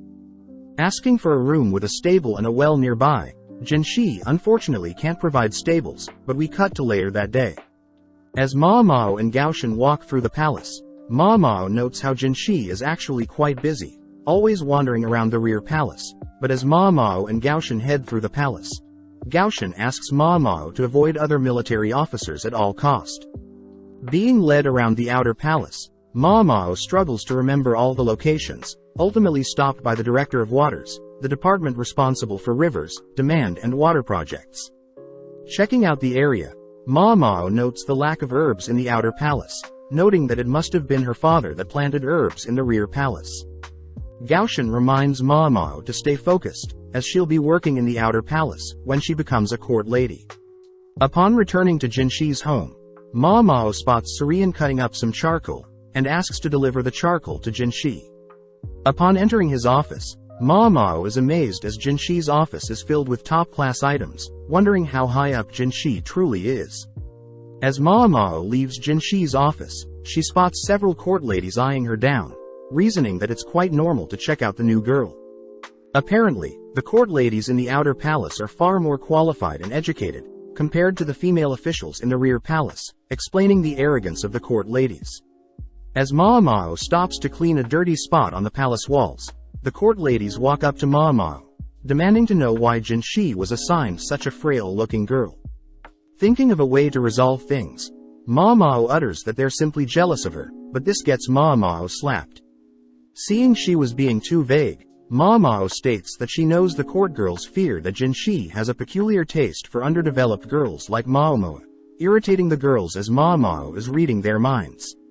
When one of the court ladies asks for the exact reason for Jinshi hiring Mao unveils her left arm, disgusting the ladies, as Mao was performing various experiments on her arm recently. As the court ladies leave, Mao realizes Jinshi was listening in on their conversation, checking to see if Mao has been studying, but Mao simply sneaks away to do some chores. With Mao studying all night, she gets distracted easily, ultimately leading up to exam day where Jinshi is disappointed to see Mao had failed the exam. Now assigned as Jinshi's personal servant, Mao goes on a walk through the palace, noticing a particular alleyway with various herbs, ultimately heading towards a large green hill. Before Mao can head towards the hill, Mao is hit on the head by a court lady, instructing Mao to not proceed beyond this area. As the court lady leaves, Mao smells sandalwood, mixed with another bitter smell emanating from the court lady. Mao realizes that the location ahead belongs to the military, but at the same time, we see a man smirking, having spotted Mao from afar. Several days later, we see that the new pure consort has arrived, dressed elegantly as she passes through the palace's snow-filled location. With the pure consort heading to her room, we see that Gyokuyu is happy to hear that Mao is back in the palace, but at the same time we see Mao planting various herbs in the outer palace to liven up the place.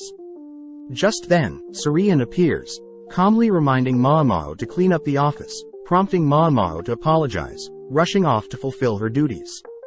Cutting to Jinshi, we see him confused to see messages from both Lahua and Gyokuyu, but just then Mao enters his office. Jinshi asks if Mao has heard of the new pure consort that was set to replace Aduo, but Mao admits she hasn't, which Jinshi reveals that the Mao has been requested to educate the new pure consort. When Mao calls Jinshi out for joking around, Jinshi reveals that Lahua and Gyokuyu had recommended Mao to be the teacher, which Mao can't refuse. Immediately packing her stuff, Mao notes how she's being paid pretty well, thanks to her granny bargaining for higher pay. Getting an idea, Mao tries to up the price for her teacher fees, but Surian intervenes, stopping Mao from scamming Jinshi. Seeing Jinshi curious about all her belongings, Mao growls at Jinshi, stopping him from snooping around.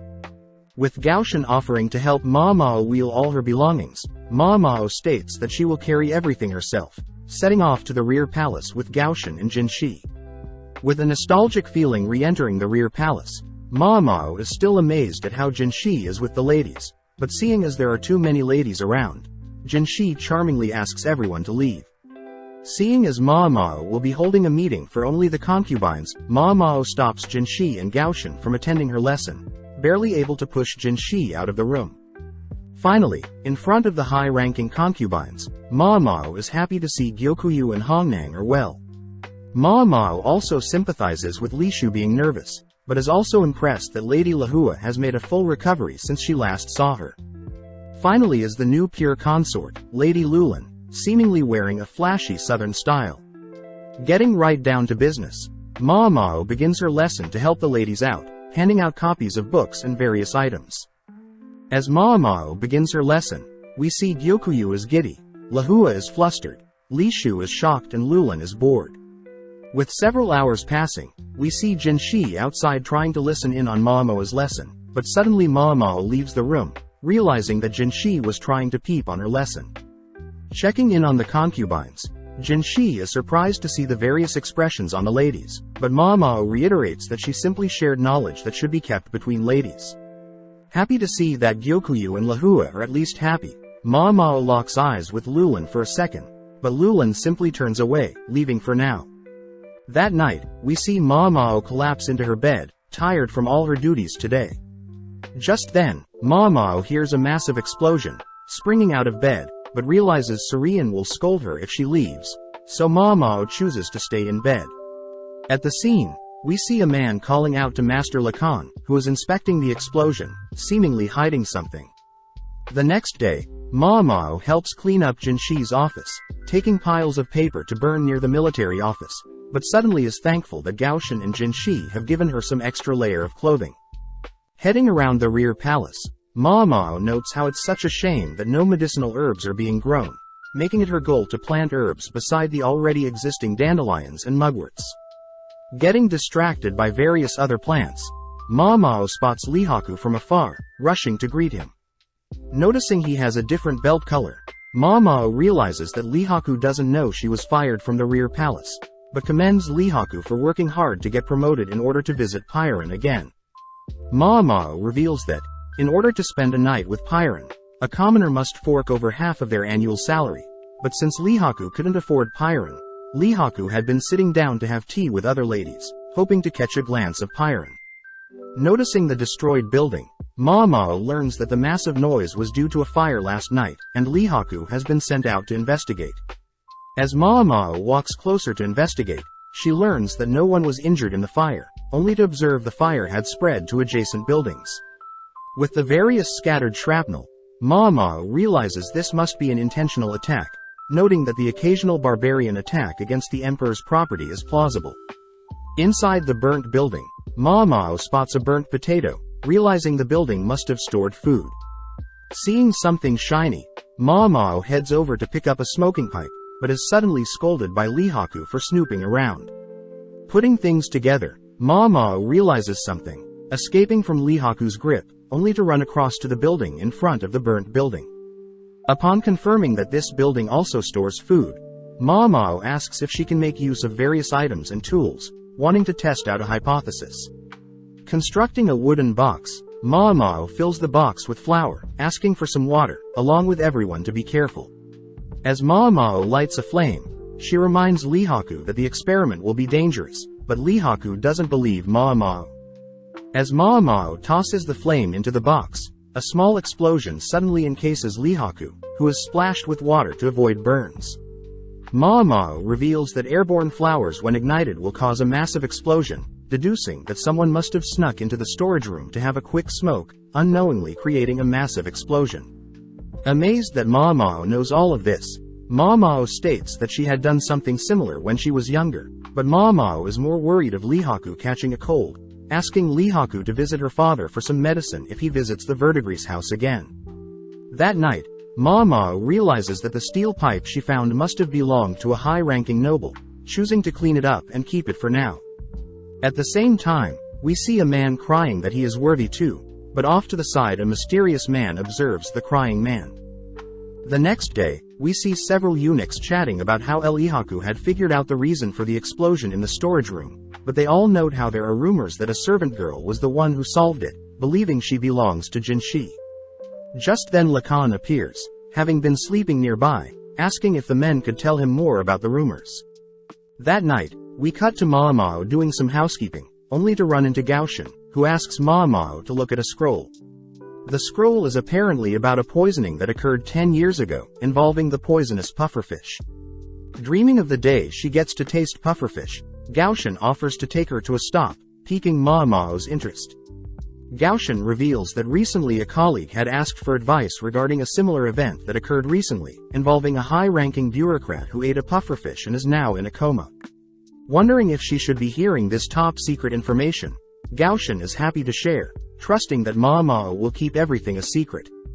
Continuing, Mao double-checks that the bureaucrat was poisoned upon eating the flesh of the pufferfish, strange as the poison normally resides in its guts. Gaoshan corrects Mao, as there are cases of poisoning upon eating a pufferfish's flesh, making Mao reassess all the evidence. Mao notes how both cases of pufferfish poisoning had chefs that didn't intend on using the pufferfish, and both victims were food connoisseurs, both loving raw fish, especially pufferfish. In both cases, the guts of the pufferfish was found intact, and cooks stated that pufferfish was never served to the victims, but the symptoms of the victims matches those from the poison of a pufferfish. Since there is no way to conclude anything, Ma Mao asks if Gaoshan can gather more information, watching as Gaoshan leaves. Ma Mao notes how it's common to have foods sit in the trash for a few days, meaning the cooks don't seem to be lying, but just then Jinshi appears, scaring Ma Mao. Jinshi asks what Ma Mao is thinking of, all whilst Surian dries Jinshi's hair, but needing space to think Ma Mao leaves. The next morning, Gaoshan hands Ma Mao one of the chef's recipe books, confirming that the instructions seem to be relatively normal. Gaoshan mentions how the dish containing fish and vegetables have different vinegar mixtures, but Ma Mao reasons the vinegar mixture changes depending on the type of fish and vegetable. Unable to figure out a solution, Ma Mao suddenly spots Jinshi curious about the case as well, forced to allow Jinshi to sit in on their conversation. Ma Mao learns that the bureaucrat poisoning happened a week ago, believing the vegetables used must have been radish or carrots, but upon hearing that the vegetable used was seaweed, Ma Mao smirks, asking to inspect the kitchen. Quietly walking through the palace, Ma Mao greets Basin, quietly following Basin into the carriage. Basin states that once they arrive at the kitchen, the servants will show Ma Mao around, impressing Ma Mao as Gaoshan was able to arrange a visit so quickly. Glancing at Basin, Ma Mao notes that Basin looks familiar, but brushes it aside. Upon arriving into the kitchen, Ma Mao gets to work inspecting the area, but just then an angry man marches into the kitchen, demanding that everyone leave. Intervening, Basin states that they've been granted permission to inspect the kitchen, calming down the man, who is revealed to be the poisoned bureaucrat's younger brother. Getting back to work, Ma Mao notices that the cooks washed all the tools and kept their kitchen clean, but spots several vases on the shelf. Upon opening a vase, Ma Mao smirks, learning that the vase stores seaweed that is the bureaucrat's favorite food item. With the younger brother nagging everyone to leave, Ma Mao gives in, heading back into the carriage with Basin. Basin asks why Ma Mao left so easily, but Ma Mao reveals she stole some of the seaweed, finding it weird that the seaweed is able to be preserved for so long. Ma Mao hints at the fact that the seaweed must be imported from somewhere south, asking Basin to investigate where the seaweed came from. A couple hours later, Basin reports to Jinshi and Ma Mao that the seaweed was indeed not the chef's regular seaweed, but the chef still used the imported seaweed, believing it isn't poisonous. Ma Mao reveals that poisonous foods can initially start out poisonous, but after some process can become edible. An example is that eels are originally poisonous, but after draining their blood or cooking them, will they become edible? Same case is true for this imported seaweed, as it needs to be soaked in lime water first. Having one pure batch of seaweed and one batch soaked in lime water, Ma Mao munches on the pure batch first, but Gaoshan and Jinshi feed Ma Mao the emetic agent to force Ma Mao to throw up. Moving on, Ma Mao states that the issue is the person that imported an irregular food item that no one is used to, meaning the poisonous seaweed was the culprit, but so is the person who imported the seaweed. Several hours later, Gaoshan reveals to Ma Mao that the younger brother of the bureaucrat was the one that imported the poisonous seaweed, revealed to have hated his older brother for getting all the attention. Ma Mao finds it weird that a man would have stumbled onto something so dangerous, but learns that the younger brother learned of the poisonous food through a mysterious man at a tavern. Back to house chores, Ma Mao is sad that she didn't get to try the poisonous seaweed, but is reminded of the insect mushrooms Jinshi had gifted her, wondering if she should make an alcohol or a pill. Just happy to have access to such rare items, Ma Mao gleefully greets Jinshi, but Jinshi is clearly weirded out, hitting his head on a pillar to calm down. Sitting down, Jinshi reveals that he is quite busy, but worst of all there is a man annoying him. Jinshi states that that man is a high-ranking military official that comes from a wealthy family, but is past his 40s and hasn't married yet. Jinshi states that the man is only interested in shogi and stepping in on other people's business, but hearing all of this Ma Mao realizes something, choosing to suppress her thoughts for now. The next day, Ma Mao is seen pondering on the strange man Jinshi told her about, but following Jinshi, we see that Lacan is the man giving Jinshi issues. Jinshi deduces that Lacan is wondering why Jinshi bought a courtesan like Ma Mao, but Lacan begins rambling on about a verdigris girl that he used to play go and shogi with. Curious as to who the girl was, Lacan ignores Jinshi's question, stating that he was tempted to purchase the verdigris courtesan, but other men outbid him. Lacan states that the courtesan treated everyone equally, revealing that he could never forget about her, uttering that he used a dirty trick to devalue the expensive courtesan. Before Lacan reveals what he did, Lacan asks about Ma Mao, having heard that Ma Mao is quite smart. Lacan mentions how he had a metalworker friend that passed away recently, adding that the metalworker had 3 kids but wasn't able to teach the kids their trade secrets before they passed away. Instead, the metalworker left behind a confusing will, asking if Ma Mao could help him solve the metalworker's secrets. With no other choice, Jinshi asks for more details, all whilst Ma Mao notices a storm is brewing. Later that day, Ma Mao sits before Jinshi, noting that Jinshi looks more bothered than usual. Apologizing for the inconvenience, Jinshi tells Ma Mao about a metalworker that had passed away without telling his sons his techniques that only the metalworker would know. Intrigued, Ma Mao continues listening, prompting Jinshi to reveal that the metalworker had 3 sons that were all the metalworker's apprentices as well. Apparently the metalworker had assigned his shack to the oldest son, the furniture to the second son and a fishbowl to the youngest. Additionally, there was a final note, asking all 3 sons to have a tea party, which both Ma Mao and Jinshi acknowledge as very strange. Jinshi mentions how the sons don't know what it means either, which makes Ma Mao try to find a link between the shack, furniture and fishbowl. Seeing as the value of item goes in descending order, Ma Mao asks more details on each item, but Jinshi admits that he has no idea, instead handing Ma Mao the address Lacan had provided, weirding Ma Mao out as it's like Jinshi read her mind. Asking for some time off, Ma Mao meets Basin, who once again instructs Ma Mao to behave and not step out of place. With Ma Mao and Basin keeping the chatting to a minimum, they head to the address, greeting the man, who shows Ma Mao and Basin around the home, telling Ma Mao that the owner used to collect strange materials. The man takes Ma Mao and Basin to the main house, revealing that the shack is used as a tea house for the craftsmen. Upon entering the main house, Ma Mao greets the 2 older brothers, realizing the man showing them around was the youngest brother, but both Ma Mao and Basin notice the room's furniture is arranged weirdly. Seeing everything placed in the middle of the room, Ma Mao notes how the table strangely brings everything together, but spots a nicely crafted chest of drawers. Inspecting the drawer, Ma Mao sees fancy metal work around the corners, 3 rows on the top drawer, a keyhole in the second row with a different metal, but also notices that the drawer is bolted onto the ground. Just then, the second son warns Ma Mao to not touch his furniture, prompting Ma Mao to promise not to touch anything.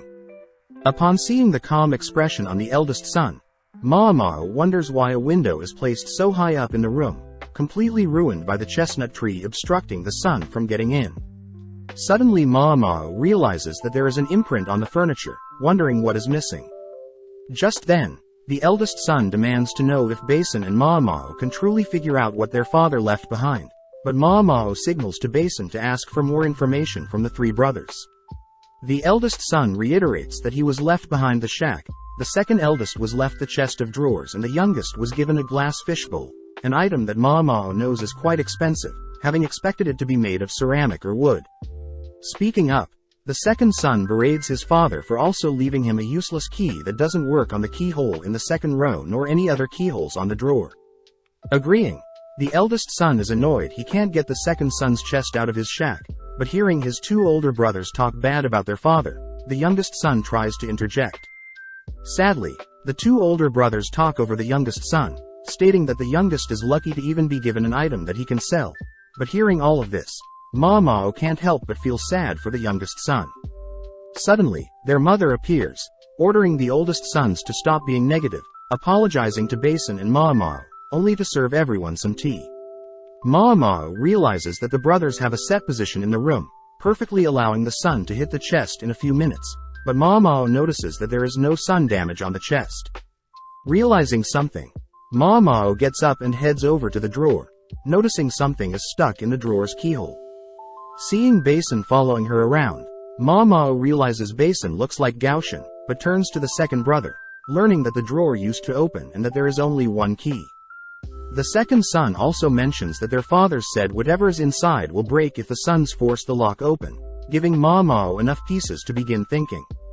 Re-evaluating all the information the brothers had given her, Ma Mao stumbles onto a possible solution, asking the youngest if the fishbowl was originally placed near the window. The youngest son confirms that the fishbowl did indeed sit in front of the window, and even had a fish, as during winter the fish would be placed in front of the window to keep warm. Rushing off to fetch some water, filling the fishbowl with some liquids, only to turn the markings on the fishbowl inwards. Just then, a concentrated beam of light shines across the room, perfectly burning whatever is clogging the keyhole of the drawer. With the sun now retreating behind the chestnut tree, as the beam of light disappears. Smelling something strange from the drawer keyhole, Mao asks the second son to open the chest drawer, confirming that the metalworker suffered from persistent anemia, stomachaches, nausea and depression. Taking out the middle drawer, Mao spots a key, realizing that the beam of light must have melted a piece of metal, and reshaped it into a usable key. Using the key to open the remaining drawers, Mao recognizes the material from when the youngest son gave her a tour, but the second and oldest son are complaining that they don't know what is happening. Mao sees that the youngest knows what one of the metals are, being a mixture of lead and tin, reminding Mao of a time when she tried to copy her father's medicine, but ended up poisoning herself. Mao wonders if the youngest son knows what his father was truly trying to convey, knowing that solder will melt faster than other metals, noticing that 2 of the 3 pieces of metal are lead and tin. Mao wonders if they need to mix the 3 metals together, wondering if the metal's melting points are quite low, also realizing if the shape of the drawers represent the ratio of each metal to be melted together. Annoyed at these random items, the second and oldest brother begin to storm off, but the youngest brother speaks up, stating that he believes their father wants the 3 of them to work together. The oldest brother reminds the youngest that their father only cared about the youngest, but the youngest reveals that their father always believed the eldest son to be reliable and accurate, whilst the second son was always good with people. With nothing else to do, Mao and Basin take their leave, but before Mao leaves, Mao tells the youngest son to visit her father if he ever gets ill. Several days later, Lacan thanks Jinshi for the intel, but Jinshi knows that Lacan already figured out what the metalworker wanted for their sons. Apparently the youngest son will take over their father's craftsmanship, whilst the oldest will focus on bookkeeping and the second son will focus on getting more clients. Jinshi wonders what Mao did to convince the brothers to begin working together, but can't help but wonder what Lacan is planning, as Lacan utters that talent shouldn't be hidden away. Jinshi actually agrees with Lacan's statement, noting how Lacan was able to find talent and climb the ranks. Changing topics, Jinshi asks to know the remaining part of the courtesan story, but Lacan utters that he should find out for himself. As Lacan leaves, Gaoshan personally asks Jinshi something, but as we cut to later that night, Jinshi is seen asking Mao to apply makeup on him. With Suiren leaving Mao and Jinshi alone, Mao notes how Jinshi doesn't need makeup to appear more beautiful, joking that Jinshi would topple a nation and seduce everyone if he were any more beautiful. Stating that he's serious, Jinshi asks Mao to make him less beautiful, asking Mao to give him freckles. Happy to help, Mao reveals that she mixes dried clay with oil, but as Jinshi tries mixing a mixture for his face, he learns that the lacquer chemical can permanently change his looks. Hearing that Jinshi wants to become a commoner, Mao says that she can help out, staying up late and creating multiple mixtures that can help with Jinshi's disguise. The next morning, Mao visits Jinshi, jealous to see that Jinshi is gorgeous, asking Jinshi once again if he wants to disguise his beauty. With Jinshi reiterating that he wants a disguise, Mao leans in close, sniffing Jinshi's hands, surprising Jinshi, Gaoshuna and Suiren. Mao states that Jinshi smells like expensive incense, and his outfits still imply that Jinshi is a noble of some sort. Surprised that Mao can detect his faint incense, Mao reveals that she is capable of detecting smells from medicinal and poisonous herbs. Additionally, Mao adds that at the brothel, customers are defined through their scents, with rich people being covered in multiple scents, but usually very sexually active. Whereas on the other hand, those with more potent smells are poor as they usually can't afford showers, therefore most new visitors are told to leave. Turning to Gaoshan, Mao asks Gaoshan for some clothes that haven't been washed yet. Next Mao mixes oil and salt to help roughen up Jinshi's luscious hair. As Mao applies the oil and salt to Jinshi's hair, Mao follows up by tying Jinshi's hair with a piece of throwaway cloth, reasoning that commoners use whatever they can. With Gaoshan returning with some dirty clothes, Ma Mao nonchalantly confirms that the clothes will work, asking Jinshi to take off his clothes. As Jinshi unveils his muscular body, Ma Mao is impressed at Jinshi's well-proportioned body, asking Suiren and Gaoshan to wrap Jinshi with some towels to make Jinshi's body less perfect. Having finished stuffing Jinshi's body, Ma Mao moves on to changing Jinshi's face, beginning to apply several dye mixtures to darken Jinshi's complexion. Inspecting Jinshi's face, Ma Mao is jealous at Jinshi's hairless and poreless face, wondering what Jinshi would look like with feminine makeup. Taking out the lipstick that Mei Mei gifted her, Ma Mao gives Jinshi some makeup, but seeing Jinshi's expression, everyone is glad that Jinshi's beauty is hidden from most people.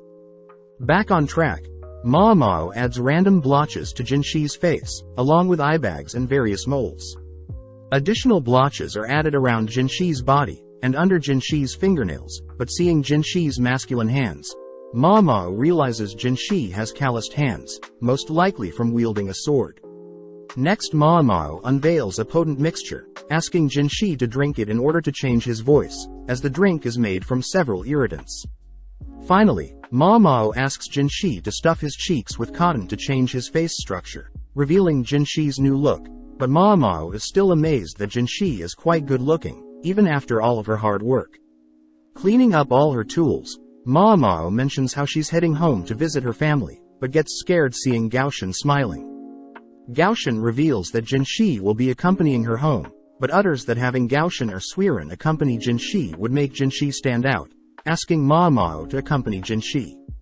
Trying to come up with any excuse she can, Ma Mao is cornered by Suiren, offering to disguise Ma Mao herself. With no other choice, Jinshi and Ma Mao travel by carriage, with Ma Mao occasionally giving Jinshi pointers on how to look more common. With Ma Mao so gracefully dressed, Jinshi asks Ma Mao to call him Jinka, and Jinshi will address Ma Mao as lady, seeing as Suiren lent Ma Mao her daughter's prestigious dresses. With Gaoshan dropping the two off with a map, they both begin exploring the town, all whilst Ma Mao wonders if Jinshi could have blended with a woman's disguise. Asking where they're heading, Ma Mao learns that Jinshi wants to meet up with a colleague outside the pleasure district, but at the same time we see that Basin has been instructed to secretly watch over the two, but Jinshi has already found out Basin is following them. As Ma Mao and Jinshi continue through town, Ma Mao gets distracted by some lovely-looking vegetables, wondering if she can boil the vegetables with some chicken, but is reminded by Jinshi to keep up the disguise. Sad that she can't make a meal for her dad, Ma Mao notes how sad that a genius like her father doesn't care about money, probably able to earn a good living with his skills, but chooses to live in a shack. With Ma Mao deep in thought, Jinshi grows agitated, asking Ma Mao why she is so quiet. Ma Mao wonders if they should chat for a bit, but gets distracted by a familiar smell, running off to buy some chicken skewers. With Ma Mao graciously offering Jinshi a skewer, they both head into an alley, where Ma Mao begins savoring the nostalgic taste. With Jinshi joining in, he remarks that the skewers remind him of his time in camp, something Ma Mao knows only soldiers go through, wondering what Jinshi was like in the past. With Jinshi thoroughly enjoying the skewers and Baron jealously watching nearby, we cut back to Gaoshan, who has returned back to the palace, greeting Suiren who is on the floor. Suiren asks Gaoshan to not touch a suitcase, having covered it with a persimmon smell, which Gaoshan knows is filled with toys Jinshi used to play with. Suiren reminisces on how Jinshi would always cling to a single toy, never wanting to let it go, but is impressed that Jinshi has now found a new toy to obsess over. Seeing the sun setting, Jinshi spots Ma Mao picking up the pace, accusing Ma Mao of wanting to leave him, which Ma Mao secretly admits, wanting to head back to buy some vegetables and chicken. Getting serious, Jinshi asks if Ma Mao is happy in the palace, prompting Ma Mao to mention how she is definitely grateful to be given an interesting job, but Ma Mao still worries about her father, saying that he adopted her. Jinshi wonders what's so impressive about Ma Mao's father, letting Ma Mao brag about how her father had studied both Eastern and Western medicine, shocking Jinshi as only talented people get to study abroad. Since only people acknowledged by the empire get to study abroad, Jinshi wonders why Ma Mao's father works in the pleasure district, shocked to hear that Ma Mao's father was unlucky and became an eunuch. Realizing something, Jinshi wonders where he had heard of a talented apothecary turned eunuch before, but at the same time, Ma Mao checks their map, realizing their destination is a restaurant just up ahead. Seeing several ladies clinging onto wealthy men nearby, Ma Mao realizes why Jinshi needed a disguise, uttering that Jinshi could have just come to the pleasure district instead. Seeing as Ma Mao has caught on, Jinshi asks if Ma Mao can tell him the names of the frequent customer at the verdigris house, but upon hearing that Ma Mao can't tell him due to customer privacy, Jinshi boldly asks Ma Mao how someone can devalue a courtesan. Insulted by Jinshi's question, Ma Mao gives in, mentioning that there are multiple ways, since all girls are trained even when they are still servants. Afterwards, the girls are split into beautiful and non-beautiful, with the less fortunate having to sell their bodies. The beautiful and talented are given more opportunities to learn and grow, ultimately skyrocketing their value as a lady, until the day they are bought. Ma Mao reveals that a courtesan's value is based on their purity, meaning the less pure drop in value and a pregnancy will completely devalue a courtesan. Having told Jinshi everything she can, Ma Mao leaves, only to be stopped by Jinshi, but Ma Mao utters that if she joins Jinshi into the restaurant, Jinshi's plan will be ruined. With Jinshi letting Ma Mao go, Ma Mao notes how she was able to hide her emotions, spotting Jinshi enter the restaurant. That night, Ma Mao has a nightmare of a disheveled lady, holding a child down, seemingly ready to slay the child. Waking up, Ma Mao wonders if the nightmare was when she was a child, but blames Jinshi for making her remember.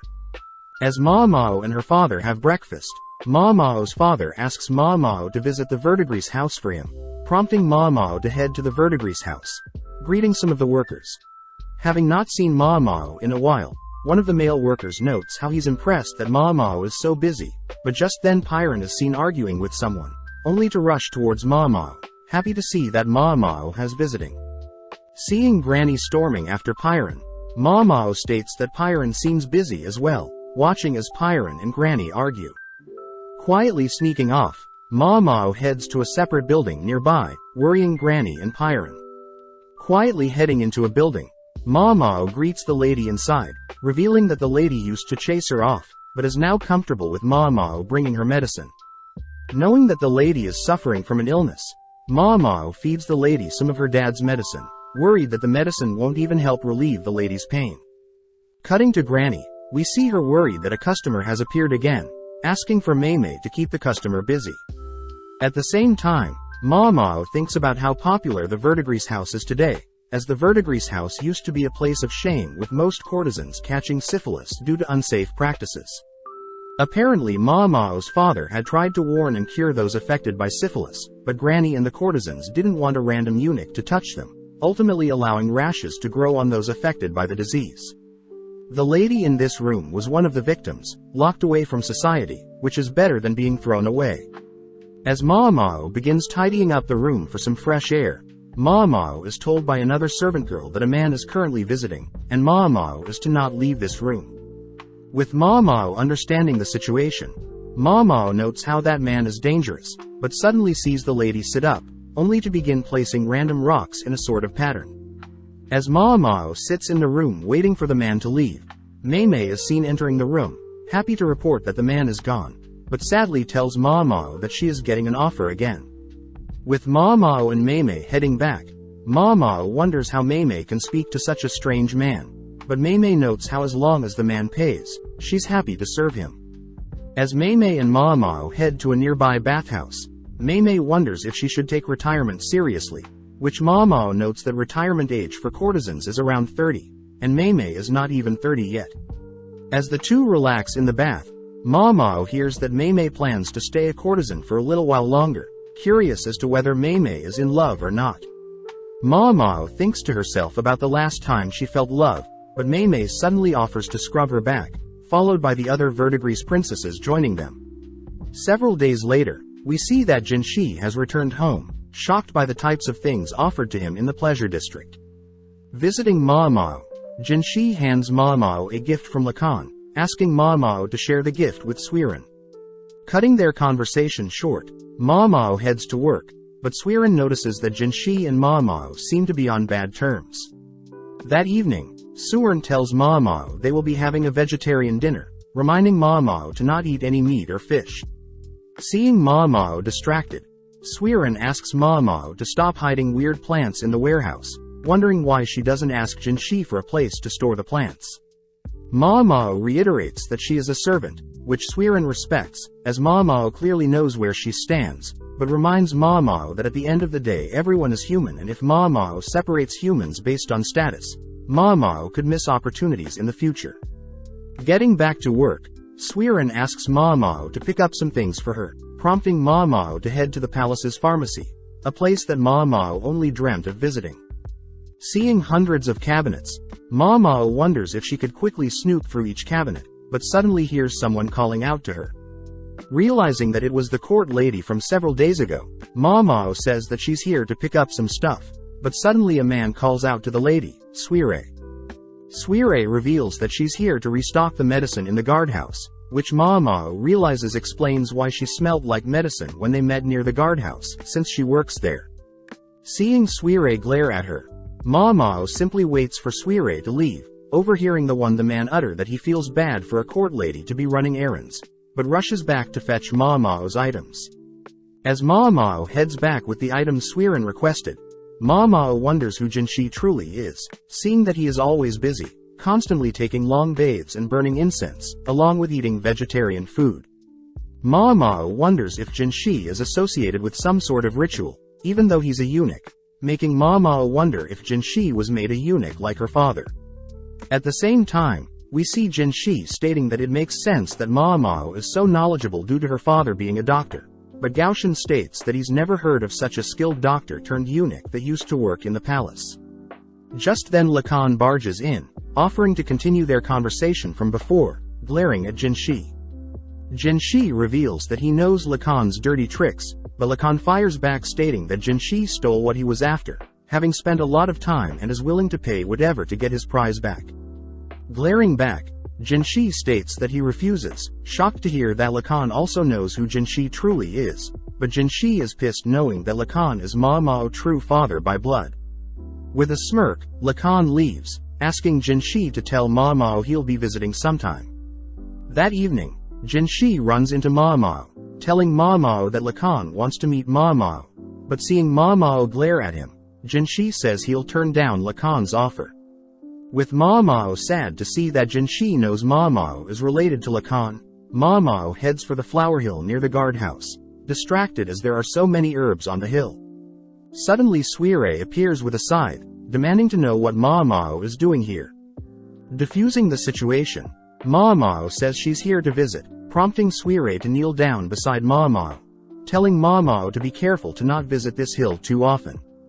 Seeing Suire quietly pull out weeds, Maamao wonders what Suire is planting, but upon hearing that Suire has a herb that can bring back the dead, Maamao rushes towards Suirian demanding to know what this magical herb is. Sadly, Suire apologizes for lying, revealing that she knows Maamao is an apothecary, curious as to how smart Maamao truly is. With the mood tense, Suire says she'll be planting some morning glories soon, heading off without saying another word. The next day, Gaoshan reminds Jinshi that he has to attend another ceremony, but notices Jinshi is clearly distracted. Following Maamao, she is seen cleaning up the garden, only to see Lihaku frantically rush towards her, revealing that on the day of the storage room burning down, someone had used the chaos to steal things nearby.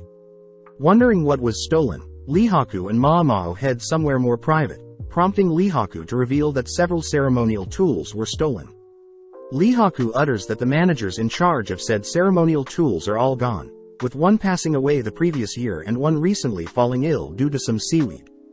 With Maamao recognizing the manager that fell ill to seaweed, Maamao remarks that having a house burned down and the manager falling ill at the same time is too suspicious, asking who was the manager that passed away the previous year.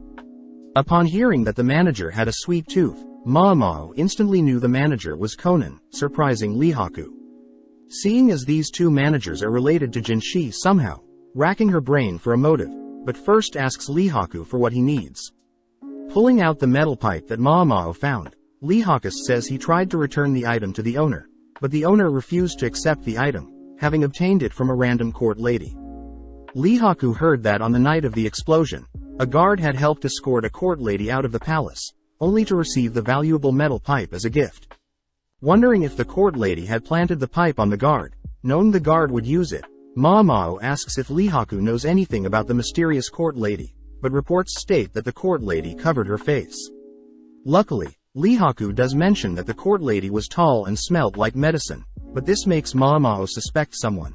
But Mao holds back her suspicions until she's 100% sure, just like how her father would. With Mao asking if anything else occurred during the night of the explosion, Mao points out that 2 or 3 things happening at once isn't too abnormal, but Mao hints at the fact that Lihaku should search for this tall court lady, fearing that she may cause more issues. Happy to hear Mao's advice, Lihaku gets too close, spotting Jinshi spying on them, prompting Lihaku to leave for now.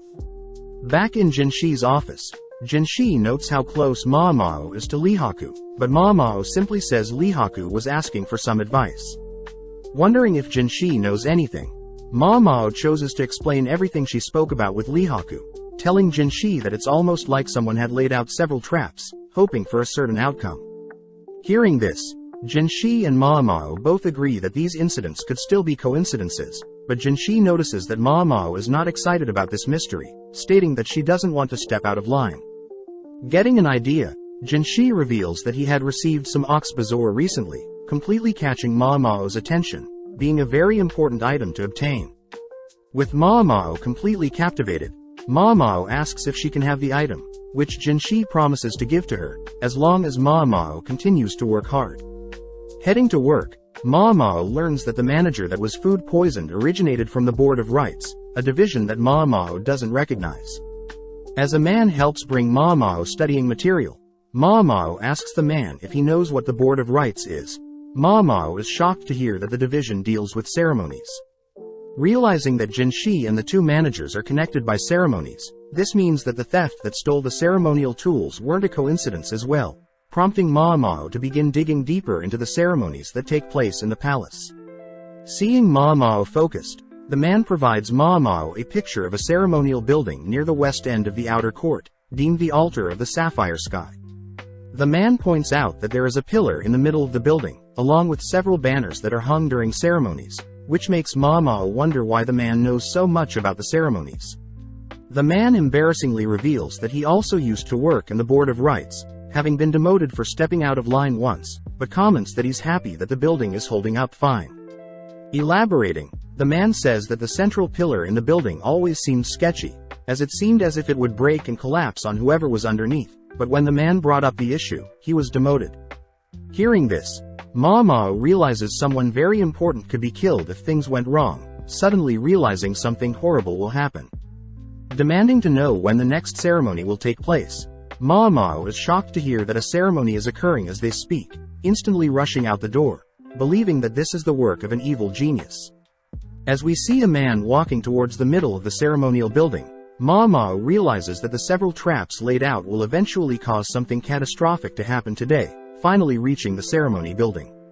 As Mao dashes past some guards, Mao ultimately gets stopped and questioned, but Mao cries that the guards need to stop the ceremony or else something terrible will occur. With the guard reminding Mao that she is a slave, Mao realizes she's a hypocrite, but seeing as someone's life is at stake, Mao once again asks the guards to stop the ceremony.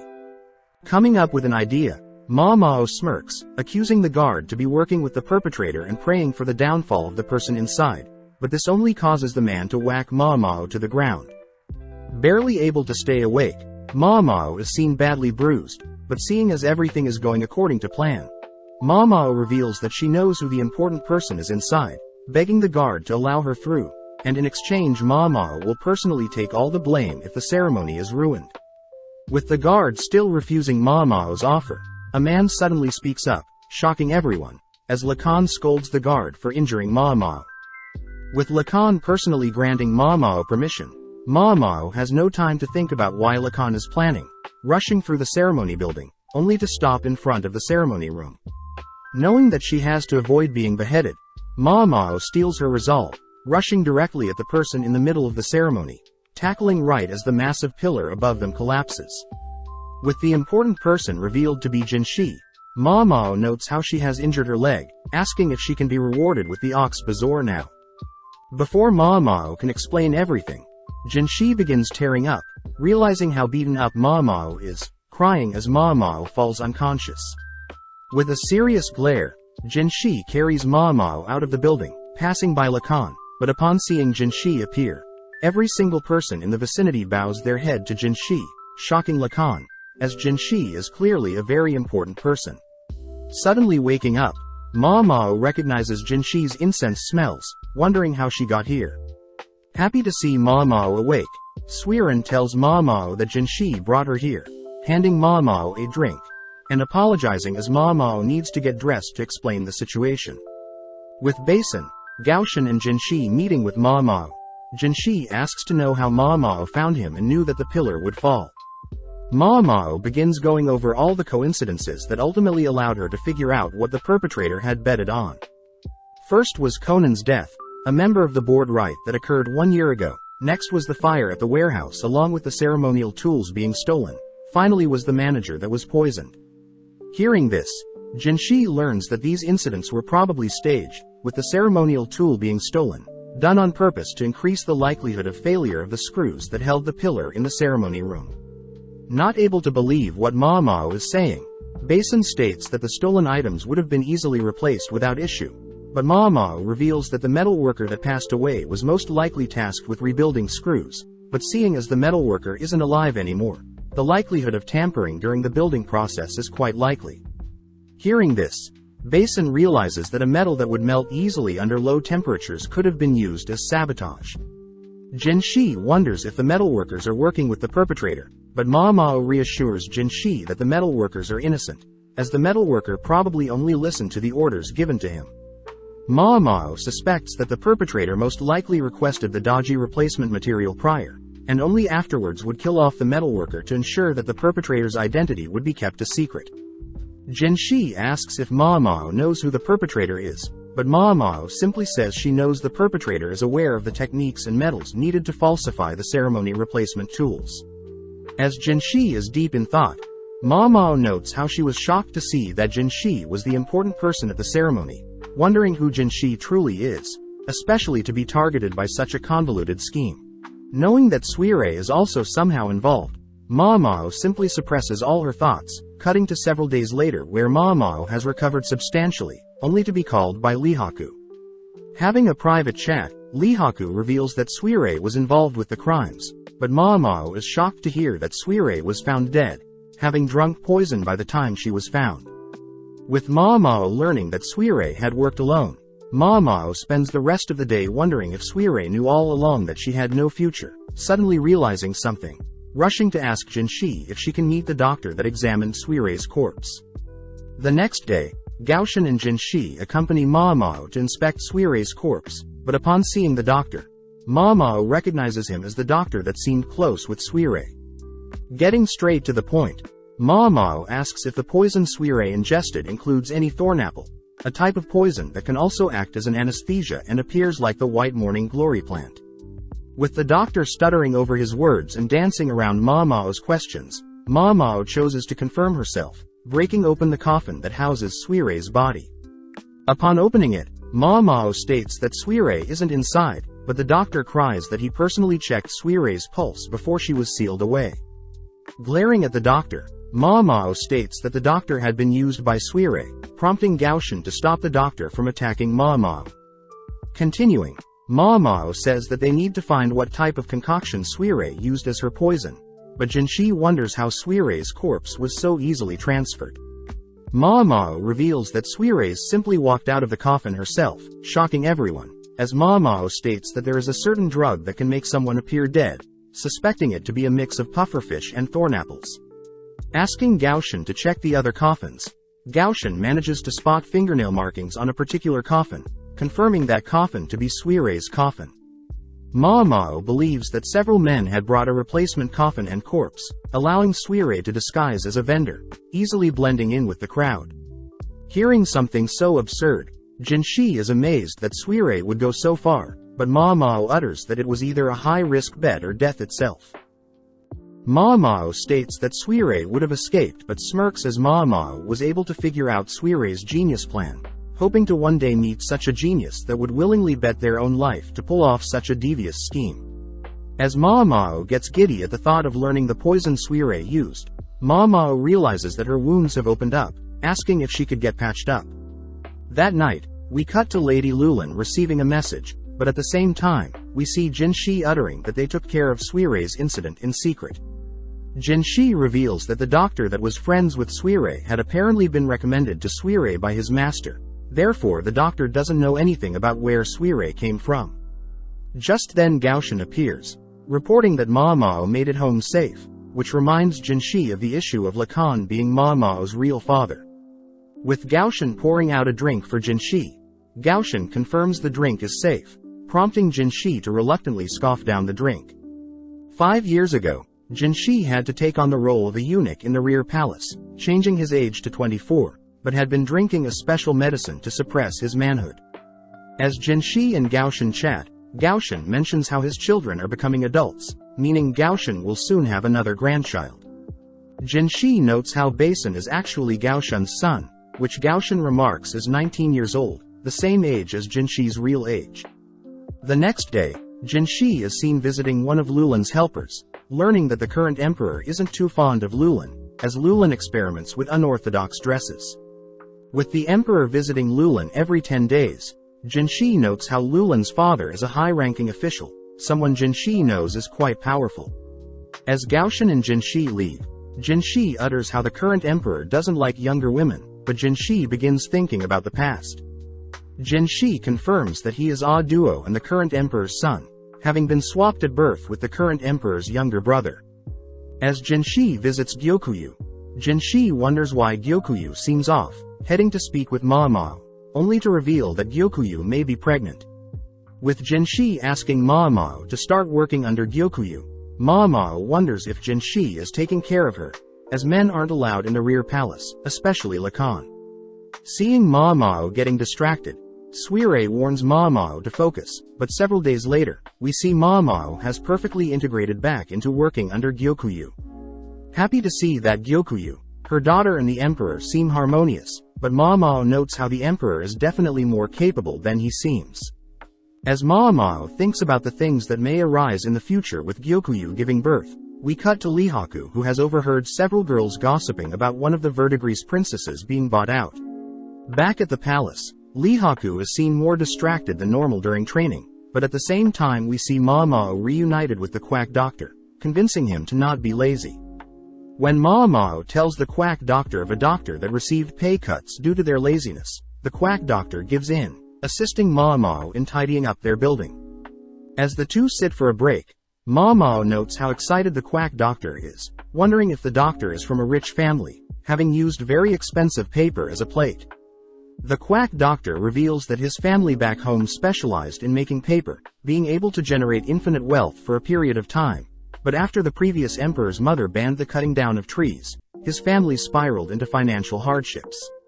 Eventually the quack doctor's older sister had to work in the rear palace, and to prevent his younger sister from going, the quack doctor offered to work in the rear palace as well, happy as he got paid a decent amount becoming a eunuch but hasn't been able to see his older sister since. The next morning, Lihaku can't help but continue to daydream about Pyron, cutting to Mao, who has returned to continue cleaning the quack doctor's store. Mao spots the quack doctor reading something, learning that the quack doctor's little sister had written the doctor a note, informing him that their family may be on bad terms with the palace. Mao also reads that the doctor's family has come up with a new way to produce paper, but the quack doctor simply reveals that everything is relatively the same, except now they started using oxes for manual labor. Hearing this, Mao notes how amazing the paper feels, as the paper has no impurities and is quite thick, but suddenly realizes the paper is quite weak. Mao asks about the doctor's process for making paper, but the doctor reiterates that it's similar to how others would make, but the quack doctor does state his family has a secret way of crushing and gluing the paper. Chatting for a bit, Mao gets the doctor to reveal that they make use of stored spring water, but when the doctor refuses to elaborate further, Mao suddenly gets an idea. Rushing to retrieve some ingredients, the quack doctor accidentally reveals that they used wheat flour, but Mao promises to keep what she heard a secret. Mixing ingredients together, Mao serves the quack doctor a flour-based drink, but the quack doctor states that Mao got the ratios all wrong. Apologizing, Mao instructs the quack doctor to lick and stir the mixture, shocking the quack doctor as the drink is now evenly mixed. The quack doctor concludes that saliva mixed with glue makes the glue less sticky, but gets annoyed when the quack doctor doesn't understand what Mao is trying to teach him, forcing Mao to reveal that the oxes may be contaminating the fresh spring water, making the paper glue less sticky. With the quack doctor rushing to report his findings to his family, Mao returns to Gyokuyu's pavilion, but is told by Hongnang that she has been summoned. Upon arriving at the requested location, Mao is disappointed to see Lihaku acting childish, demanding to know how much a courtesan costs, having heard that one of the verdigris princesses has been bought and is simply worried that it may have been Pyron. Running through various calculations, Mao reveals that there are only 2 candidates that come to mind that can afford to purchase a high-ranking courtesan, and these include a wealthy older merchant, whilst the other is a high-ranking official in his 30s. Mao also reveals that Pyron gained the nickname of Warlord in the Bed, being very lustful, but does note how before she was adopted, it was the 3 princesses and Granny that took care of her. Thankful for Pyron as Pyron breastfed Mao even though Pyron never gave birth. Mao also begins factoring Lihaku as a candidate, noting how although Lihaku isn't the smartest, he definitely is a hard worker and has sufficient stamina to satisfy Pyron. Getting straight to the point, Mao asks how much Lihaku makes in a year, deducing that it's around 1,000 silver, sadly revealing that one of the 3 verdigris princesses are worth a minimum 10,000 silver in cash, whereas more basic courtesans are worth 400. Completely at a loss for words, Lihaku wonders if Pyron will accept him if he manages to scrape together the amount, but seeing Lihaku so desperate, Mao offers to help. With Mao asking Lihaku to strip, Mao begins inspecting Lihaku's muscles, impressed as Pyron does prefer a manly body. With most of Lihaku's body perfect, Mao asks to inspect Lihaku's private area, but just then Jinshi enters, demanding to know what is happening. With Jinshi speaking to Mao privately, Jinshi gets frightened, hearing that Mao was summoned to inspect Lihaku's body, but fails to mention that she was inspecting Lihaku's body to see if he would match Pyron's taste. With Jinshi misunderstanding the situation, Jinshi asks what Mao thinks about Lihaku, prompting Mao to reveal that Lihaku is quite above average in terms of looks and physical features. Jinshi wonders how Mao could discern so much simply looking at Lihaku's body, but Mao reveals that back at the verdigris house, the girls had to learn how to quickly discern the capabilities of clients, simply by glancing at the clients' bodies. Getting jealous, Jinshi asks if Mao could inspect his body as well, but Mao refuses, stating that Pyron wouldn't be interested in Jinshi's body, shocking Jinshi. Following Lihaku continues to train his body, sad to know that Pyron is slowly slipping out of his grasp, but is suddenly summoned. Now sitting before Jinshi's, Lihaku is clearly intimidated, knowing very little about Jinshi, except that Jinshi is loved by the emperor. Seeing Jinshi's grin, Lihaku hears Jinshi mention that he heard Lihaku plans to buy a courtesan, annoyed as Lihaku believes Jinshi is mocking him. Out of nowhere, Jinshi offers to pay Lihaku 20,000 in cash, shocking Lihaku, but Jinshi reassures Lihaku that Mao believes Lihaku is a reasonable candidate for her big sister. Lihaku asks if Mao is comfortable around him, but tenses up, seeing Jinshi glare at him for thinking such things. Jinshi reveals that he is very aware that Lihaku came from a good family, but failed at becoming a military officer, having made it so far with his sharp-eyed strategies. Hearing Jinshi's praise, Lihaku reveals that he was simply lucky, but Jinshi continues to beckon Lihaku to accept his offer. Seeing Jinshi's cold glare, Lihaku reasons that he doesn't need the full 20,000 in cash, thanking Jinshi for the offer, but refuses the money, declaring that Pyron is the love of his life, and he wouldn't be a man if he bought her with someone else's money. Impressed, Jinshi wishes to speak with him soon, heading off as he confirms that he was worried for nothing. Now with a goal in mind, Lihaku continues to work hard, ultimately deciding to send a letter to Pyron, only to cut to Mao who had received a letter from Pyron, stating that she will be waiting for her prince to come for her. Mao reveals that Lihaku won't need the full 10,000 if Pyron likes him, but gets distracted learning that a certain person recently offered to buy several people out. Mao can't help but think about that man, but just then we cut to Lacan, being called to a meeting, but he seems to be distracted by blue roses. With spring arriving, Gyokuyu began to show obvious signs of pregnancy, something that Lingli began to take notice of as well. As Lingli cuddled with Gyokuyu, Mao and the other ladies can't help but adore Lingli, making Hongnang consider getting married and birthing a child of her own. But Mao notes how the other ladies would never let that happen. With several minutes of the girls adoring Lingli, Mao thinks about how boring it was to have spent 2 months with Jinshi, but suddenly Lingli approaches Mao with a piece of paper. Happy to play with her, Mao begins drawing a poisonous mushroom, but gets scolded by Hongnang, asking Mao to draw Lingli some flowers instead. At the same time, we cut to Lacan and Jinshi chatting, with Lacan uttering that he loves the gorgeous blue roses that used to appear around the palace. Smiling back, Jinshi states that he's never heard of such a rose, but Lacan reassures Jinshi that they exist, asking if Jinshi can look into them. As Jinshi agrees to search for these blue roses, Lacan leaves, asking Jinshi to prepare the roses by next month's garden party. With Lacan gone, Gaoshan scolds Jinshi for taking requests even though he's very busy, but Jinshi asks Gaoshan to ask around. Sadly, after visiting every florist nearby, Gaoshan reports that roses aren't in season, forcing Jinshi to turn to Mao for help. Jinshi asks if Mao knows anything about blue roses, shocking Mao, as she remembers a time when she had sold fake blue roses for some quick cash. Mao jokingly asks Jinshi if the people who saw the rose were hallucinating, but upon seeing Jinshi's serious expression, Mao asks what Jinshi needs. When Jinshi asks if Mao can gather some blue roses by next month's garden party, Mao reminds Jinshi that roses will only start to bloom in 2 months. Knowing that it's impossible, Jinshi states that he'll turn down the person who requested the roses, but Mao deduces that the man requesting the impossible is Lacan. As Jinshi confirms this, Mao changes her mind, stating that she'll figure something out, as she knows she can't run away from Lacan forever. As Mao asks Jinshi for several things, we cut to Mao visiting Lahua, thanking Lahua for allowing Mao to use the steam room. In exchange for access to the steam room, Mao sneaks a naughty book to Lahua, only to head outside, running into Jinshi and Gaoshan who have reallocated the steam room. When Jinshi asks what Mao is planning, Mao reveals that she plans to make the roses go mad, making use of the abundant sunlight and steam. Mao hopes to simulate the correct environment to allow roses to bloom, but can't guarantee any results, getting to work. As Mao helps move several plants into the steam room, Mao suddenly realizes her leg's wound has reopened, happy to see that Jinshi's and Gaoshan have summoned Xiaolon to help out.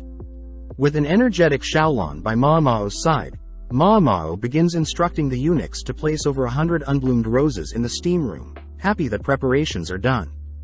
That night, Mao mounts the steam room, knowing that only she knows how to regulate the steam room's temperatures so as to not kill all the roses. On sunny days, Mao takes the roses out of the room, completely exposing them to the sun, lightly feeding the plants water. Just then Gaoshan checks up on the girls, gifting them a light snack, something Xiaolon is grateful for, being able to skip work and hang out with Mao. At the same time, Mao and Xiaolon spot some of Liwa's ladies in waiting, spying on them, only to run away. With several days passing, Mao instructs Xiaolon and the eunuchs to trim down the number of sprouts in each plant pot, to allow even distribution of nutrients for the plant.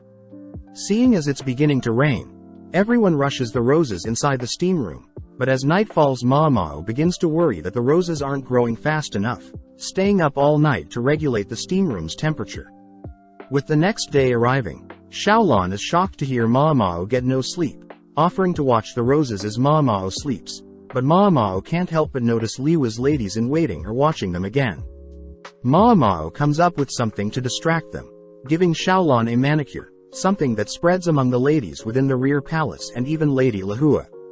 As Mao heads back to Gyokuyo's pavilion to taste for poison, Mao learns that Gyokuyo won't be attending the upcoming garden party, which Mao knows is to give Lady Lulan a chance to shine along with hiding Gyokuyu's pregnancy. Before Mao leaves, the other ladies get worried, seeing Mao exhausted. As Mao heads to her room to sleep, she musters up the strength to continue looking after the roses, but as she approaches the steam room, Xiaolon reveals that a single bud has finally grown, relieving Ma Mao as they may make it in time for the garden festival.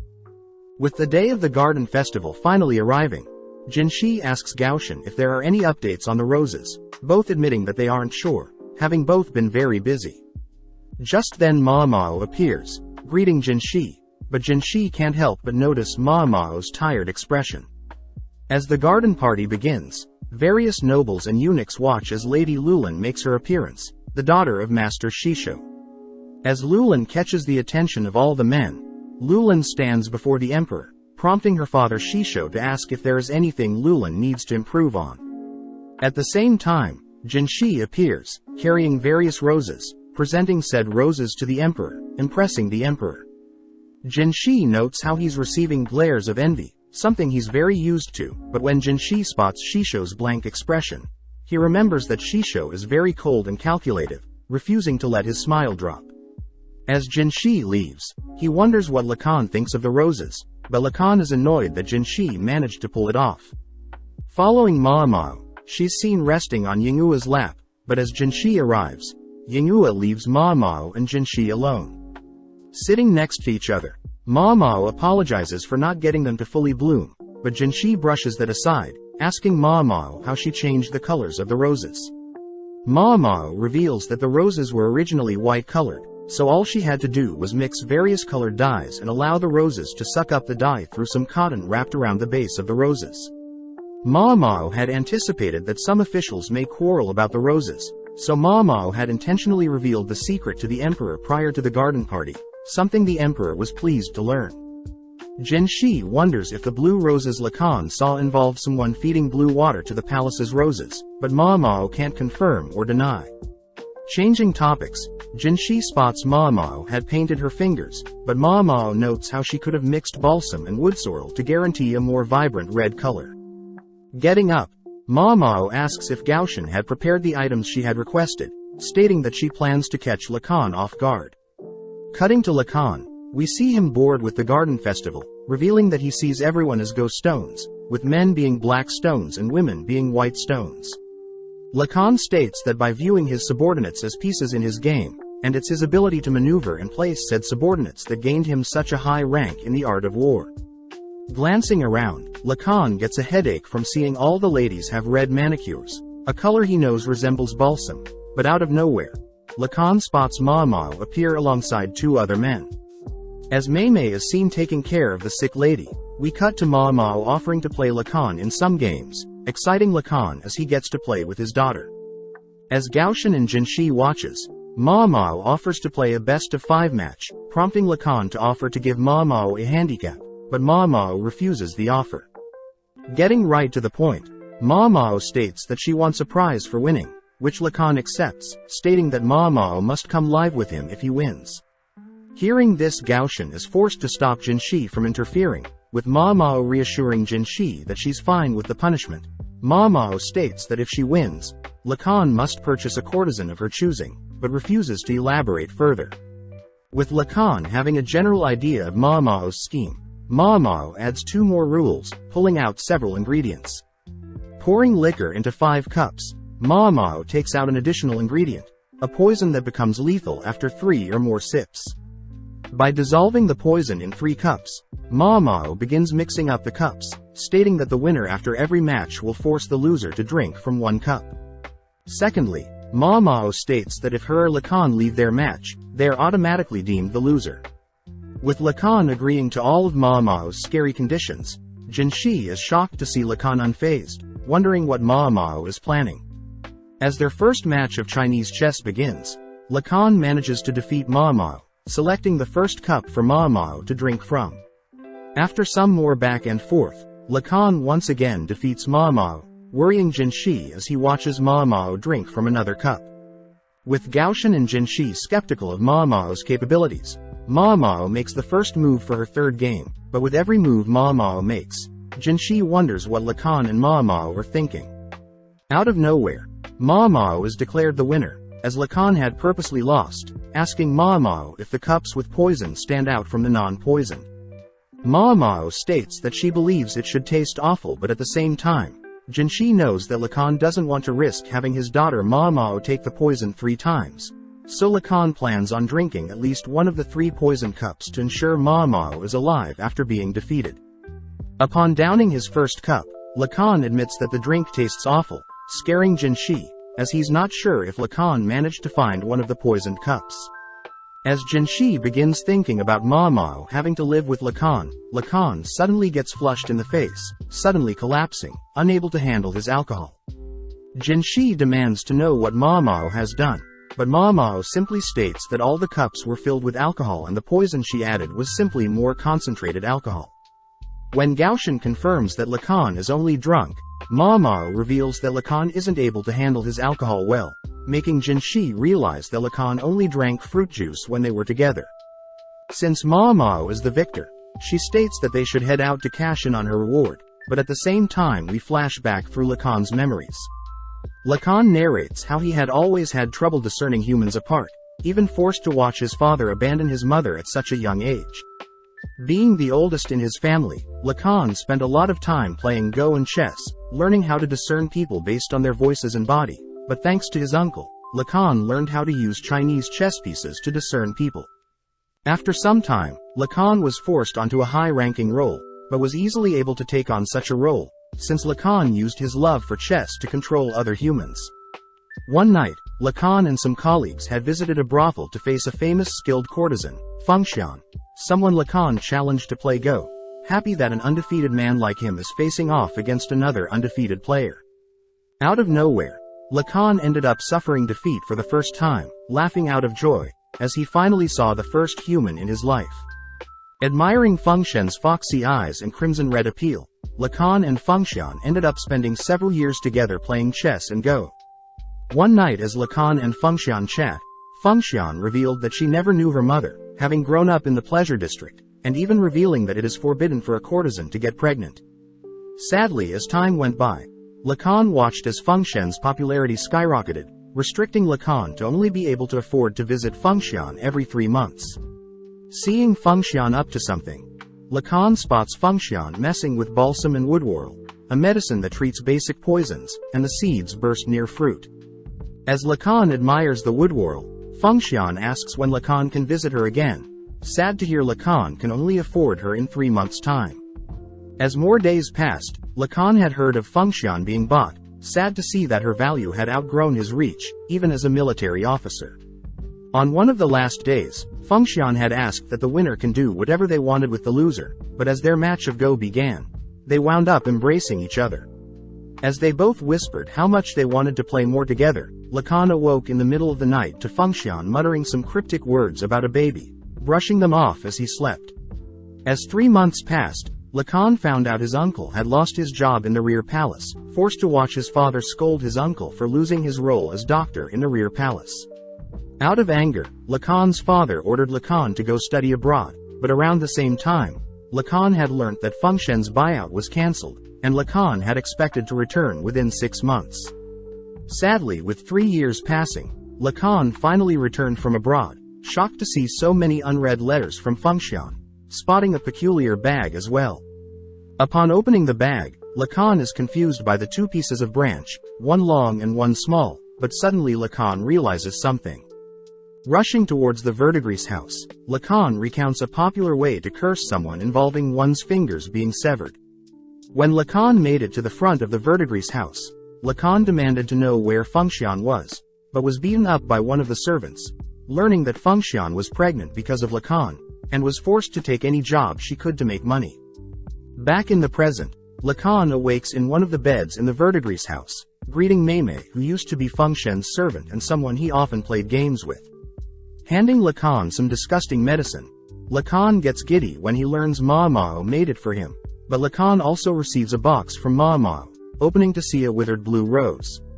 When Lacan asks to know what Ma Mao was thinking, Meimei utters that the withered rose was able to retain its shape even after all this time, but at the same time, we cut to Ma Mao heading somewhere with Basin, pulling out the head of an unblossomed rose. As Lacan sits in bed, he reveals that he only wanted to take care of Ma Mao, but he also doesn't blame Ma Mao for hating him after what he did to her mother Fengxian. Striving to bond with Ma Mao next time, Lacan curses at Jinshi for being so close with Ma Mao, but just then Granny enters, informing Lacan that he must now select the courtesan he'll be buying. With Lacan happy to spend a few thousand on any courtesan, he heads downstairs, amazed at the lineup of courtesans, but is surprised to see one of the Verdigris princess being sold as well. Seeing as they all still appear as stones to him, Lacan reasons that he should pick Maymay, being the most comfortable with her. As Lacan approaches Maymay, Maymay stiffens up, admitting that she prefers to work at the Verdigris house, only to head to some nearby doors, opening them. With Granny scolding Maymay for disobeying her, Lacan suddenly hears a familiar voice.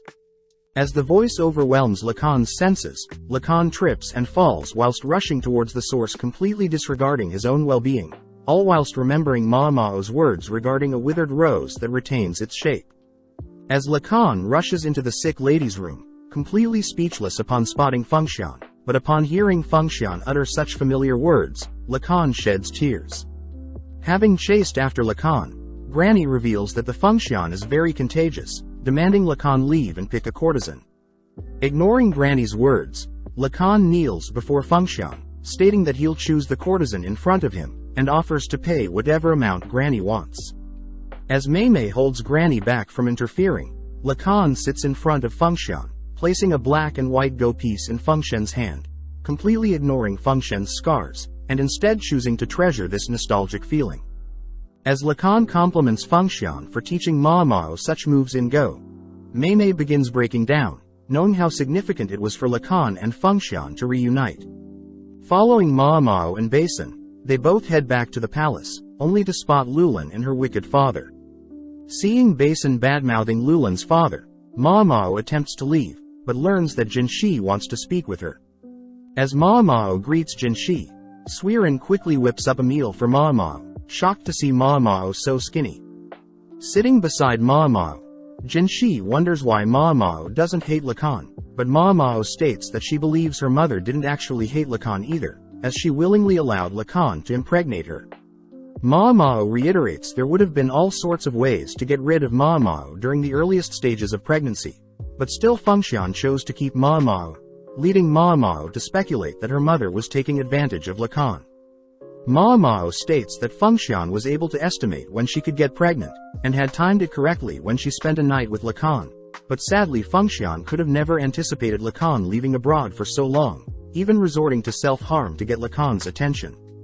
Mao also reveals that the reason Lacan only speaks with Jinshi when Jinshi's in his office is because Lacan can't recognize human faces, and can only roughly match people with voices and their body. Mao says she learned everything from her adopted father, and for some reason Lacan is only able to see Mao and her adopted father, Luoman's, face. Mao mentions how she still is stressed that Lacan is pursuing her, but she doesn't like nor hate Lacan, wondering if Lacan was able to decipher her message behind the withered rose. Jinshi states he thought Mao despised Lacan, but Mao reveals that Lacan actually assisted Mao save Jinshi during the falling pillar during the ceremony, revealing that Lacan doesn't deduce based off evidence and instead works off gut feelings, but surprisingly Lacan has been very accurate.